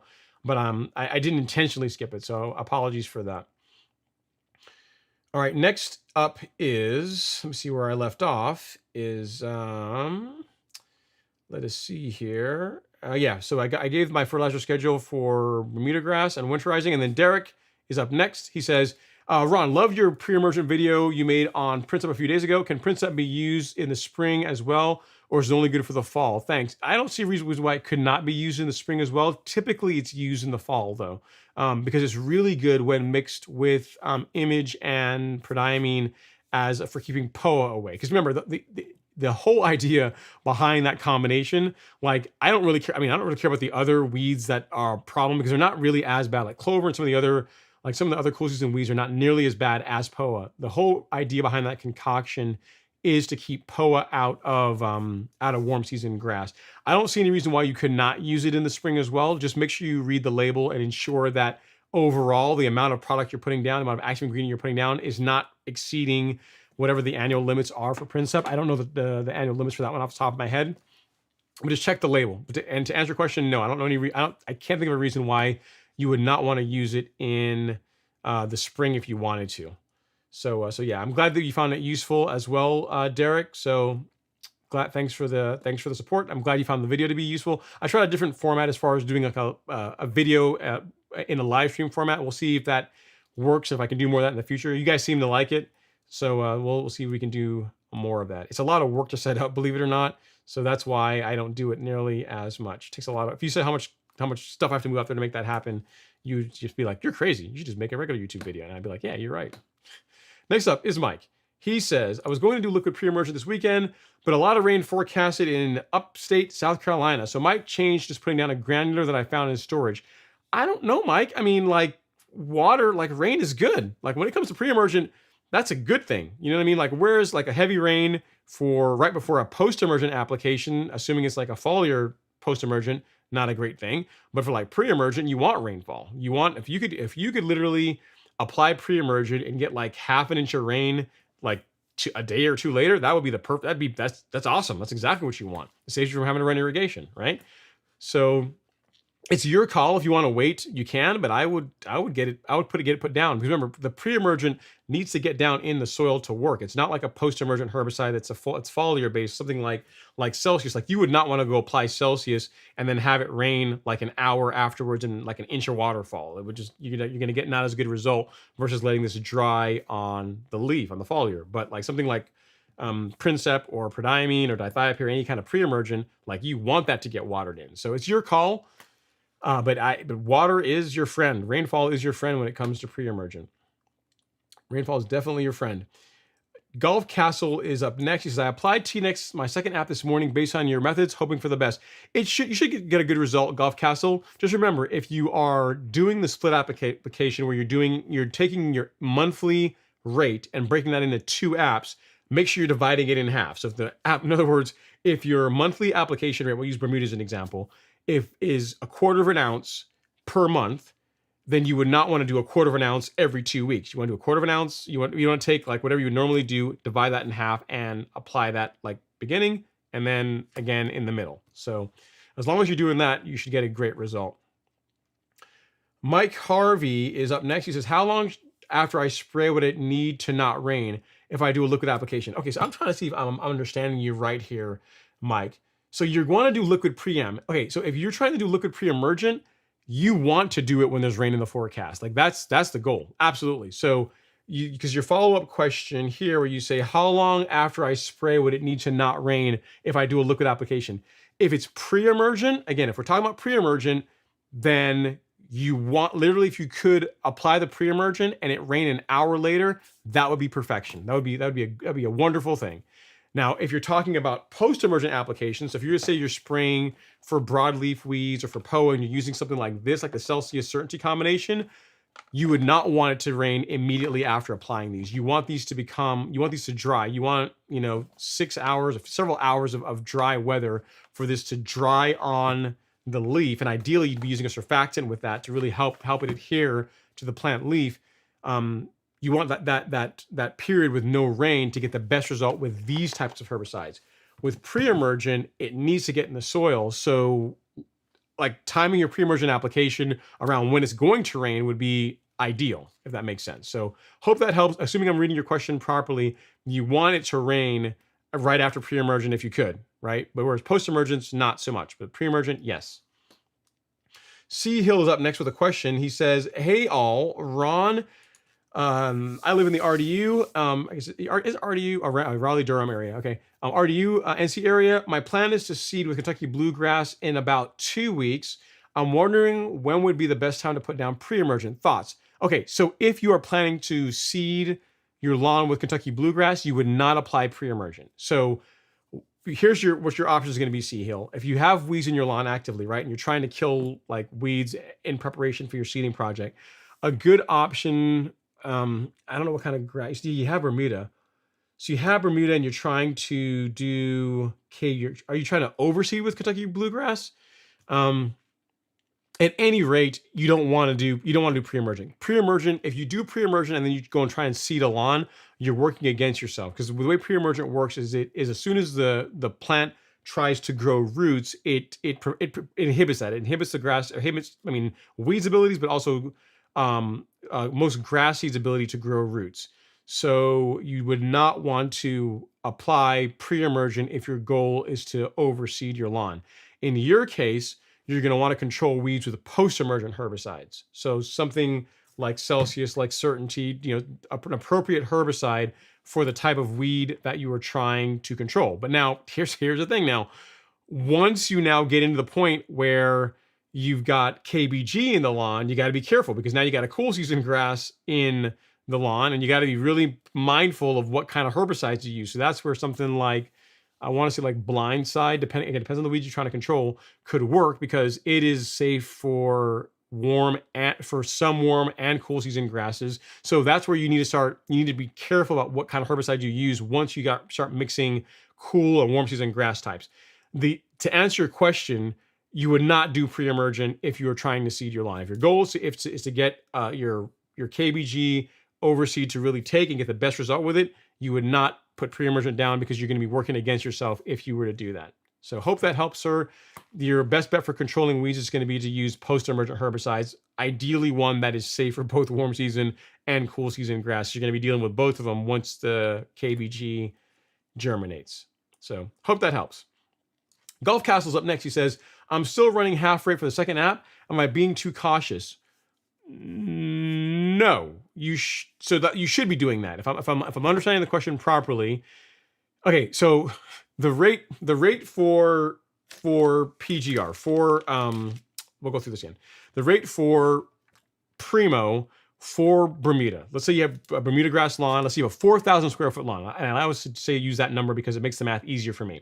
So say you have a 4,000 square foot Bermuda grass lawn, and it's hybrid Bermuda, and you're going to use the application rate of 1/4 ounce, right? 1/4 ounce or 0.25 ounces per 1,000 square feet. What that means is if you had a 4-gallon backpack sprayer, you would use a total of 1 ounce of this product, so 0.25 times 4, in 4 gallons of water, and that would cover 4,000 square feet. That is the full rate application rate for an entire month. If you are doing the split app methodology, what you would do is you would take the same 4 gallons of water, so same 4-gallon backpack sprayer, you're only going to put half an ounce in it. So you're going to take half an ounce of PGR with 4 gallons of water, and you're going to spray that over 4,000 square feet. And then 15 days from now, you're going to do the exact same thing again, where you're going to take another 4 gallons of water in your backpack sprayer. You're going to put half an ounce, so 0.5 fluid ounces of plant growth regulator, and spray that over our magical 4,000 square foot lawn. And then the total amount of active ingredient of Trinexapac ethyl that you applied to your grass over the course of 4 weeks still adds up to be the correct rate for 1 month, but you just did it over 2 applications. Does that make sense? So if you look at your question, am I still running half rate for the second app? The answer is yes. So yes, the answer is yes. Half rate, if you're doing what I am suggesting, it's like half rate every 2 weeks. Half rate in the beginning of the month and half rate at the middle of the month. So does that make sense? Hopefully I did a good job explaining it. Hopefully I didn't confuse you, but hopefully it makes sense to you that you take whatever the rate is that's correct for your grass, cut that in half, and then spray it beginning of the month, and then spray it again 15 days later. So great question, Golf Castle. Hopefully I explained it well, and if you have any other questions, let me know. Tujas Abaka says, hey Ron, I hope you're doing good. Is there something you're going to do differently next season? Something I'm going to do differently next season. I don't know. Here's the next season, and you heard it here first. Actually, I'm not going to say that because then you guys are going to make me eat my words here. But next season, I am planning to not top dress my lawn.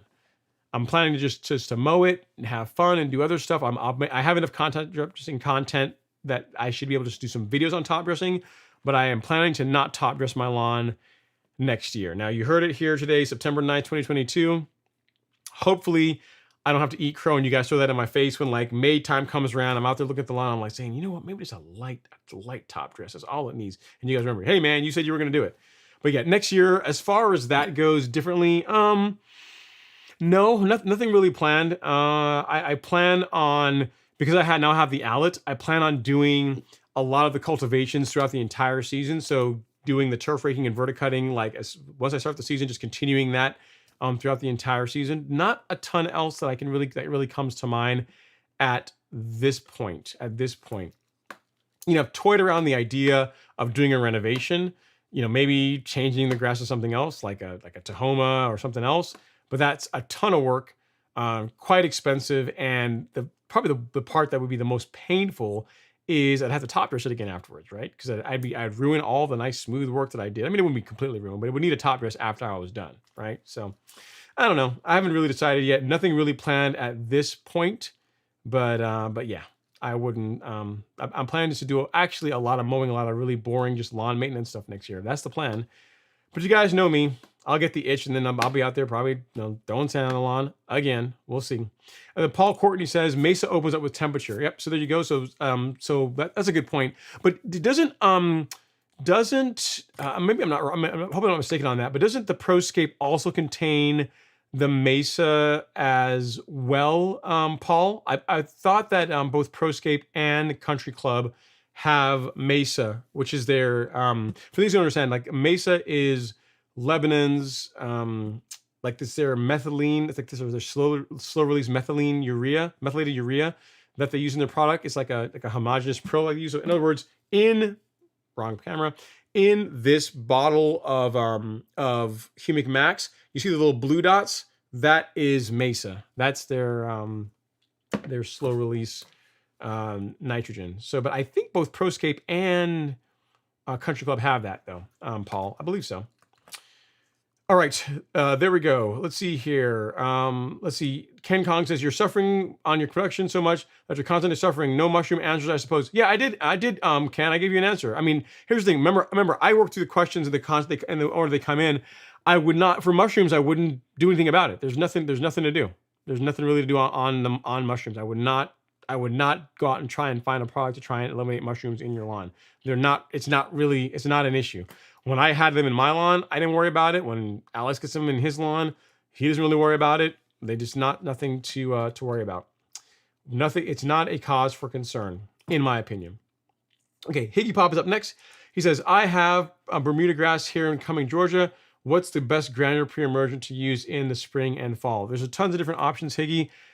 Probably the most common ones are prodiamine and dithiopyr. I'll show you some options here. So if you go to the golf course lawn store and then go to shop and then weed killer and then scroll down, you've got dithiopyr in both, you've got pre-emergent in both a granular and liquid forms. You got dithiopyr and prodiamine. The benefits of these two are prodiamine is a little bit cheaper, not much, a little bit cheaper than dithiopyr. The benefits of dithiopyr is that it can kill young crabgrass. So if you have, some young crabgrass in your lawn, dithiopyr has the benefit of being able to do that. So if I had a choice between when I would use each one. I would use dithiopyr in the spring because that's when crabgrass is more likely to grow. And then prodiamine I would use in the fall. But it doesn't really matter. You can use either one any time of year. But if you're talking about like the time of year to take advantage of some of the benefits that each of them have, dithiopyr is going to be more beneficial, in my opinion, in the spring because that's when crabgrass is going to germinate. And then prodiamine is good for both spring and fall, but I would save it for the fall. So yeah, so those are some two options you have for granular pre-emergent. It's not really a best per se. It's just, apply them at the correct rates, and you should be good to go. You shouldn't be a problem at all with that. So hopefully that helps. Hope that helps, Higgy Pop. There's some other granular products, but as far as granular pre-emergence, those two are the most common. All right, this Justin says maybe you need an assistant to help with comments. You're doing great though. Yeah, eventually I need to because it's a lot of work, man. It's a lot of work to keep up with everything that's going on. Let's see. Ken Kong says, describe your next home. I mean, the lawn of your dreams. The lawn of my dreams. Oh, wow. The back lawn I actually like. So I would keep the same back lawn and I would make the front lawn like the back lawn, but smoother without a slope. So how's that? So like a lawn that has a very mild grade to it to where it drains nicely so water doesn't settle on it, but is nice and flat to where I'm able to mow really low if I want to and not have to worry about scalping or anything like that. So that would my back lawn, I'm pretty good on that. And as far as grass, I like to try a different type of Bermuda. I might try like that Tahoma 31. That looks pretty cool. If I had cool season grass, likely a ryegrass. I really like the way that ryegrass stripes. But yeah, I would keep my same back lawn and just make the front lawn more smooth. That would be it, Ken. I think that's what I would change if I had to say, if I could Thanos snap and make any difference change to my lawn, I would make the front lawn smoother. But then there's always a downside, right? Because a lot of the questions you guys have is, hey, I got a slope lawn. How do I mow a slope lawn? If my lawn is super flat, I can't make content like that. So, there's always a silver lining with every negative to a lawn. So there you go. There you go. And then Justin Sharpie has a good question. He says, hey, Ron, why is there a limit on prodiamine annually? Because there's a limit on how much active ingredient that you should be putting into the soil. But there's a thing.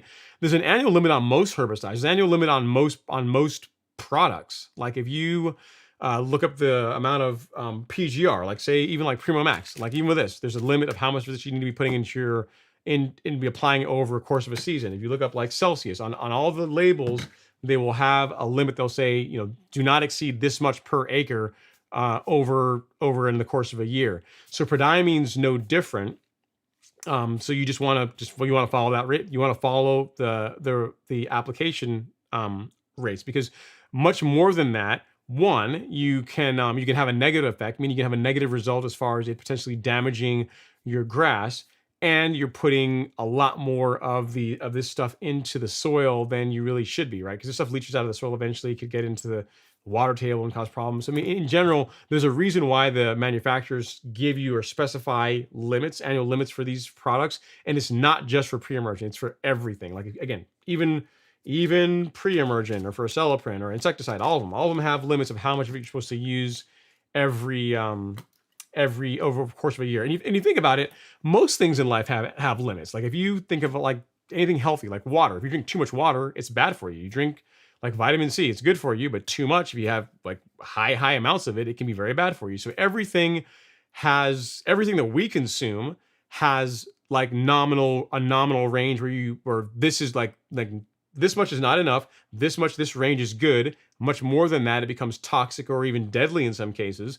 When it comes to grass, grass is a living thing. It's the same thing. Like, sometimes less than this is not enough. And then you have this range that's nominal where the product is going to do what it's designed to do without causing adverse effects. And once you go past that, you begin to produce a negative outcome. So it's true for everything. It's true for us. It's true for everything. So even though I talk about annual limits on prodiamine a lot, all the stuff like everything that's on this table right now, everything that's here, like all the stuff you see here, all of these guys, if you read the labels for them, they will talk about like how much per acre you should be putting into your lawn over the course of a year. So pre-emergent's not special. I just talk about it more than these do, but yeah. So hope that helps, Justin.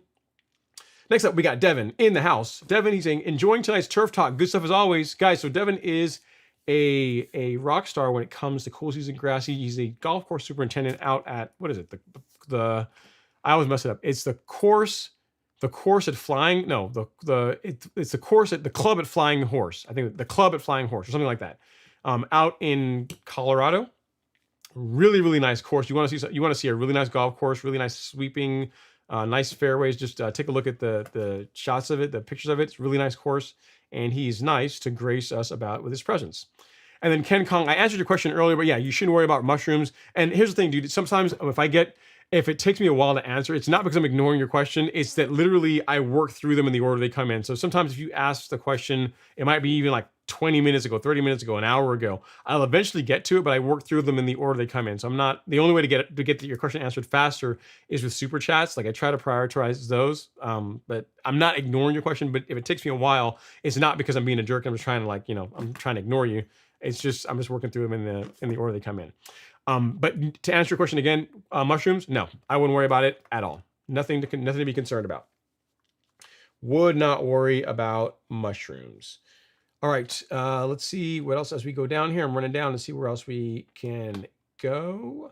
All right, Neil Crossland says, hey, Ron, doveweed is popping up on my Bermuda lawn. Any advice on post-emergent herbicide? Yeah, so it's funny. So because when I misdiagnosed Virginia buttonweed as doveweed, one of my buddies very gently and a couple of viewers pointed that out to me. He gave me a concoction that will help with it. There's a couple different options you can go with. And what he suggested was Blindside and Surge, a product called Surge. So Blindside and Surge mixed together will take care of doveweed. Fun fact that even if you spray doveweed with glyphosate, it won't kill it. Like it'll yellow it out, it'll make it look like it's hating life, but it won't actually kill it off. So look up a product, look up Blindside and look up Surge. I might have a link for you for Blindside, but I don't have Surge. Let me see. I think I might have that. Let's see here. Maybe, but you should be able to find them both if you just search on Amazon or one or the other, or do my own or one of the other places. So let me see, at Neil.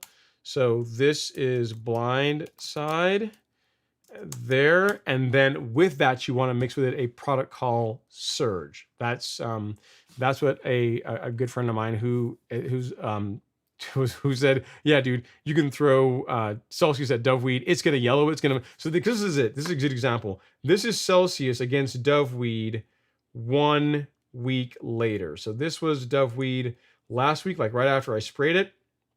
And this is the same doveweed today. So you see how it's yellowing out and looking like, oh, it's hating life. It's like, oh man, he hit me.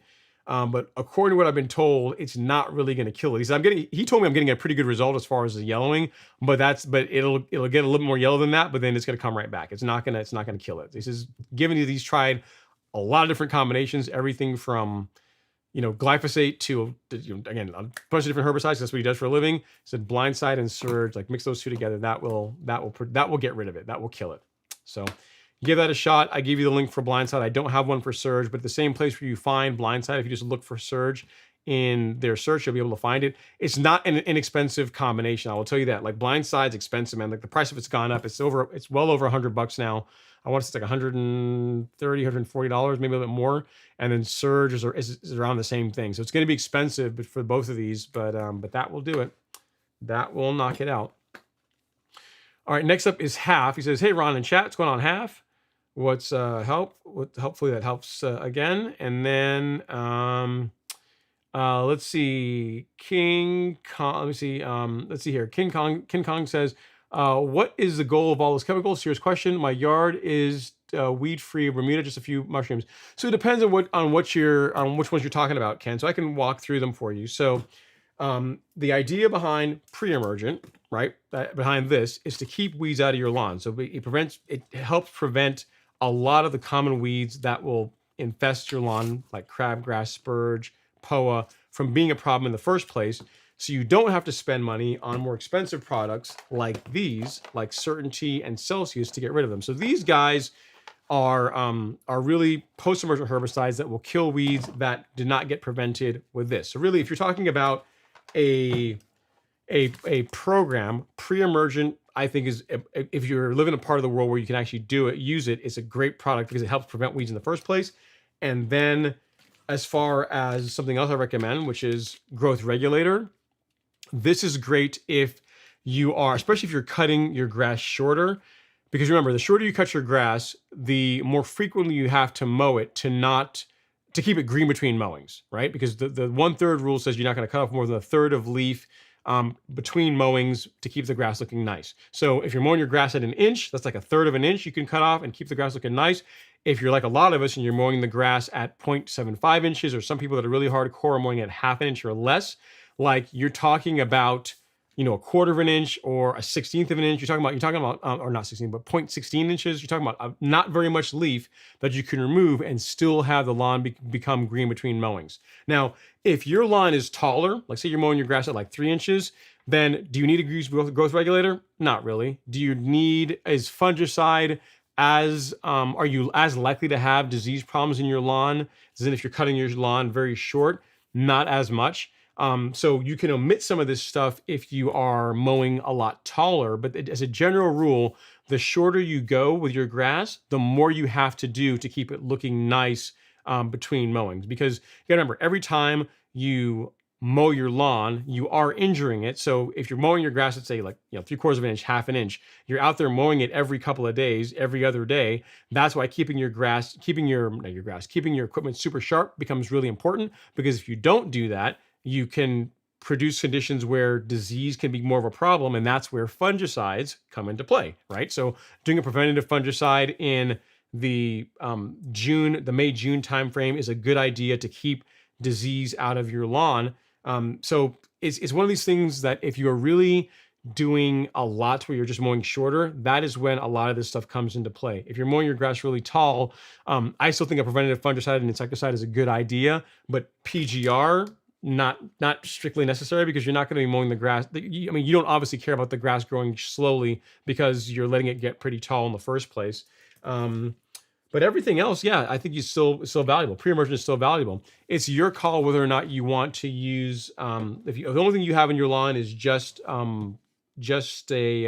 mushrooms, then consider yourself fortunate. Most people do struggle with weeds in their lawn at some point throughout the year, and they have to either use a selective post-emergent herbicide or something like pre-emergent to prevent it. So hope that helps, sir.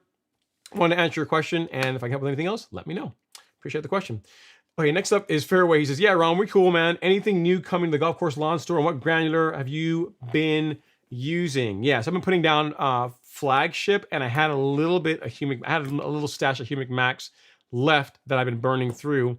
But Flagship, that's what I've been going to as far as my granular, man. That's what I've been going through as my granular. I'm really hoping and praying that next year the price on the Humic Max comes down to where we can begin offering again, because it's an awesome fertilizer. Really, really miss not being able to get that to you guys, and I want to use it on my lawn, right? So there is that. There's that. Okay, Ben Raham says, I ordered my fall soil test kit from Golf Course Lawn Store this week in your area, so I am doing split apps and the carbon kit, thinking I should wait till October to test.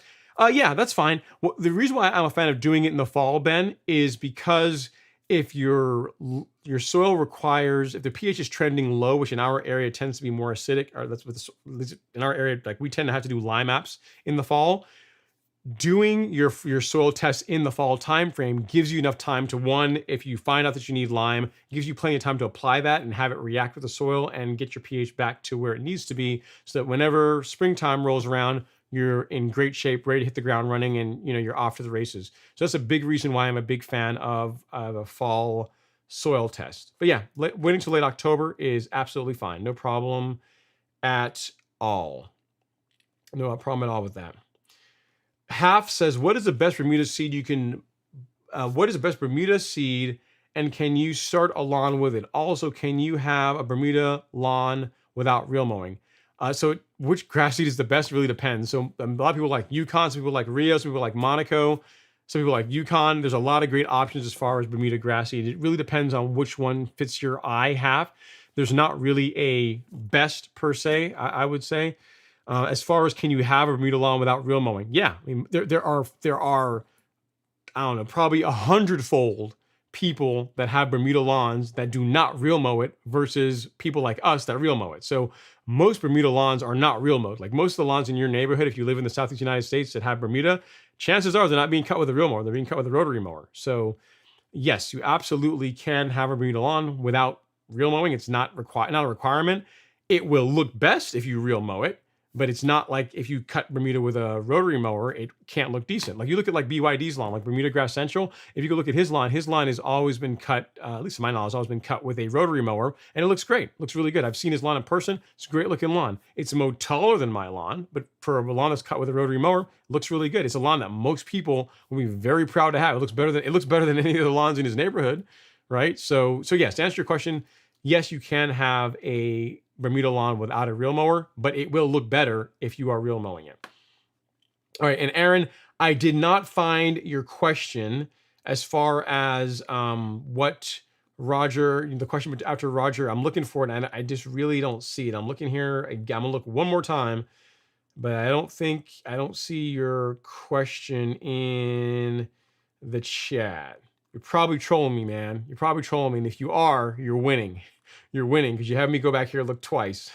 Yeah, I don't see a question from you in the chat, sir, unfortunately. So so apologies for that. Apologies for that. All right, LG says try using a VPN to super chat. Yeah, there's an option. LG says yeah, use VPN in the United States and then try super chatting. Yeah. All right. There is that. And then Doug, that's not nice. I'm not going to put that up on the chat. I get what you're saying, but obviously, our guest from Ghana is not someone that is involved with that. He's in all into his lawn, so we can be nice. All right. Ferro Bermuda says, Ron, I used Simazine 4L by itself when I moved my home 4 years ago. It worked great. Today, I use your pre-emergent combo and should have great results. Thanks. Yeah, absolutely. You should. No reason why you shouldn't. For Daryl, again, Coastal outside of Spectacle, Coastal is by far one of the best pre-emergents that I've had results with, best results I've gotten. And it really is because it's a couple of pre-emergents and a post-emergent in one product. It's not, it's really a branding behind combining, multiple products to get a good result. So there you go. Half says, what are the advantages of using growth regulator? Oh man. This is a great question. So benefits, your grass grows more slowly. So because it grows more slowly, you tend to get a deeper color to your grass, not because PGR in itself makes your grass turn deeper green. But if you think about it, like if you go look at the leaves of a tree, leaves that are brand new tend to be light colored, and leaves that are older tend to be darker in color. Your grass is the same way. If you take brand new grass leaf, it tends to be lighter in color. Older grass leaf tends to be darker in color. So the fact that the grass grows slower, so you're not cutting as much leaf off every time you mow, as a byproduct, the appearance of the lawn tends to look darker. It tends to get a little darker color to it. As far as just improving the hardiness of the grass, PGR is good for that. As far as with seed head suppression, so if you have problems with seed heads being an issue in your lawn, PGR can help reduce that. There's tons of benefits to it. I'm trying to think of other benefits. So better color, the grass is hardier, seed head suppression. The grass looks better because it gives you between mowings, not much material is coming off. So it gets tighter. It gets denser and tighter. So that's another benefit to it. The only real negative to it is that you have to get out there and spray it. Now, if you're someone that's out there spraying your lawn anyway, twice a week or not twice a week, every couple of weeks with your liquid fertilizer apps, the nice thing about a product like Primo Max, like this is, I'm not sure what's going on. What happened there with Primo? Looks like that camera went down. Let me cycle it. Is that this mixes nicely with most of the products that you're using in your lawn anyway. You know what I mean? So if you're out there spraying like a biostimulant, like the golf course lawn carbon kit, or if you are using like the golf course lawn carbon kit, or you're using like something like Turfplex, something like this as your liquid fertilizer. The nice thing is that Primo Max mixes nicely with all of these. Actually, I know what's going on. I need to open this out. It's getting hot. So the next thing is Primo Max mixes nicely with all those products. You know what I mean? So yeah, there's tons of benefits to it. Only real negative is that you have to apply it. So, and if you don't do liquid fertilizer, or you don't do liquid biostimulants, then it's like another application of something of just for this. But in most cases, most people that get into growth regulator are already either applying something like the golf course lawn carbon kit, or they're using liquid or some other liquid products. If you go here to the biostimulants, they're either applying like any of like this suite of products, like 901C, the kelp product, and Biospectrum, which it mixes nicely with, or they're applying again liquid fertilizer, like I showed already, like the Turfplex, which it also mixes nicely with. So Turfplex is currently sold out, but like if you're doing like a liquid micronutrient, like all these products, you can mix this along with them. You can add this to the tank, so then it becomes not extra work where you're going out and doing an application just for this. So hope that helps half. It's one of these things that once you begin using it, you'll wonder why you waited so long, because it's awesome. There's really tons of upside without not much negative. And it's not really expensive. Like a bottle of this stuff is like $40, so it's not super expensive either for all the benefits that you get out of it. Jim Carson's in the house. He says, hey everyone from Hot Fire Rain SoCal. What's going on, Jim? Thanks for coming by to stop by and say hello. And then Trilla, listen, man, why you got to call me out like that, man? We're all doing good. Why you got to put me on blast? He says, I remember you said you went top dressing this year, and then here comes Sandman doing the biggest top dressing to date. Here's the thing though. I technically did not top dress my lawn. I didn't do it. Someone else did it. I paid someone else to do it. I did not do it myself. So doesn't that count? Kinda, sorta, maybe? Not really, right? Still counts as me top dressing my lawn, right? All right. Jim Carson says, I tried your spoon, your feeding by teaspoon. It is working timely. Rain. Okay. And then Pro SM says, what is the best time to put pre-emergent in here in North Texas? The most correct answer, Promo SM, is just before soil temperatures are about to cross 70 degrees going cooler. What I would tell you is you can either get yourself like a soil thermometer, something like this, and use this to monitor your soil temps on an average of 5 days or so. And when you start getting into the high 70s consistently, it's a good time to put your pre-emergent out. Or you could look, you can Google it and use that as well. Say like average soil temps my area. And keyboard is before the average soil temps are at 70 degrees, that's when you're gonna wanna get your pre-emergent down. So if you being in North Texas, within the next couple of weeks or so, the window is open for you to be able to get your pre-emergent. When it comes to pre-emergent, early is better than later. A little bit early is better than a little bit late. So I'd rather you have it out a week, 2 weeks, 3 weeks early than a week, 2 weeks, 3 weeks late, because it's not going to work if you apply it late. It is going to work if you apply it earlier because it's in the name, pre-emergent, prior to the weeds emerging. Hope that helps, sir. Next up is Buckshot. Buckshot says, hey, Ron, I need some recommendations to lower pH, currently at 7.3. So a couple of things you can use are like, probably my favorite is citric acid, because some of the sulfates, like ammonium sulfates, like those will have, the elemental sulfates will also have nitrogen in them. So it kind of messes with your ability to pick fertilizers because you're putting nitrogen into the soil with a product that you're using to lower pH. So citric acid is what I would recommend.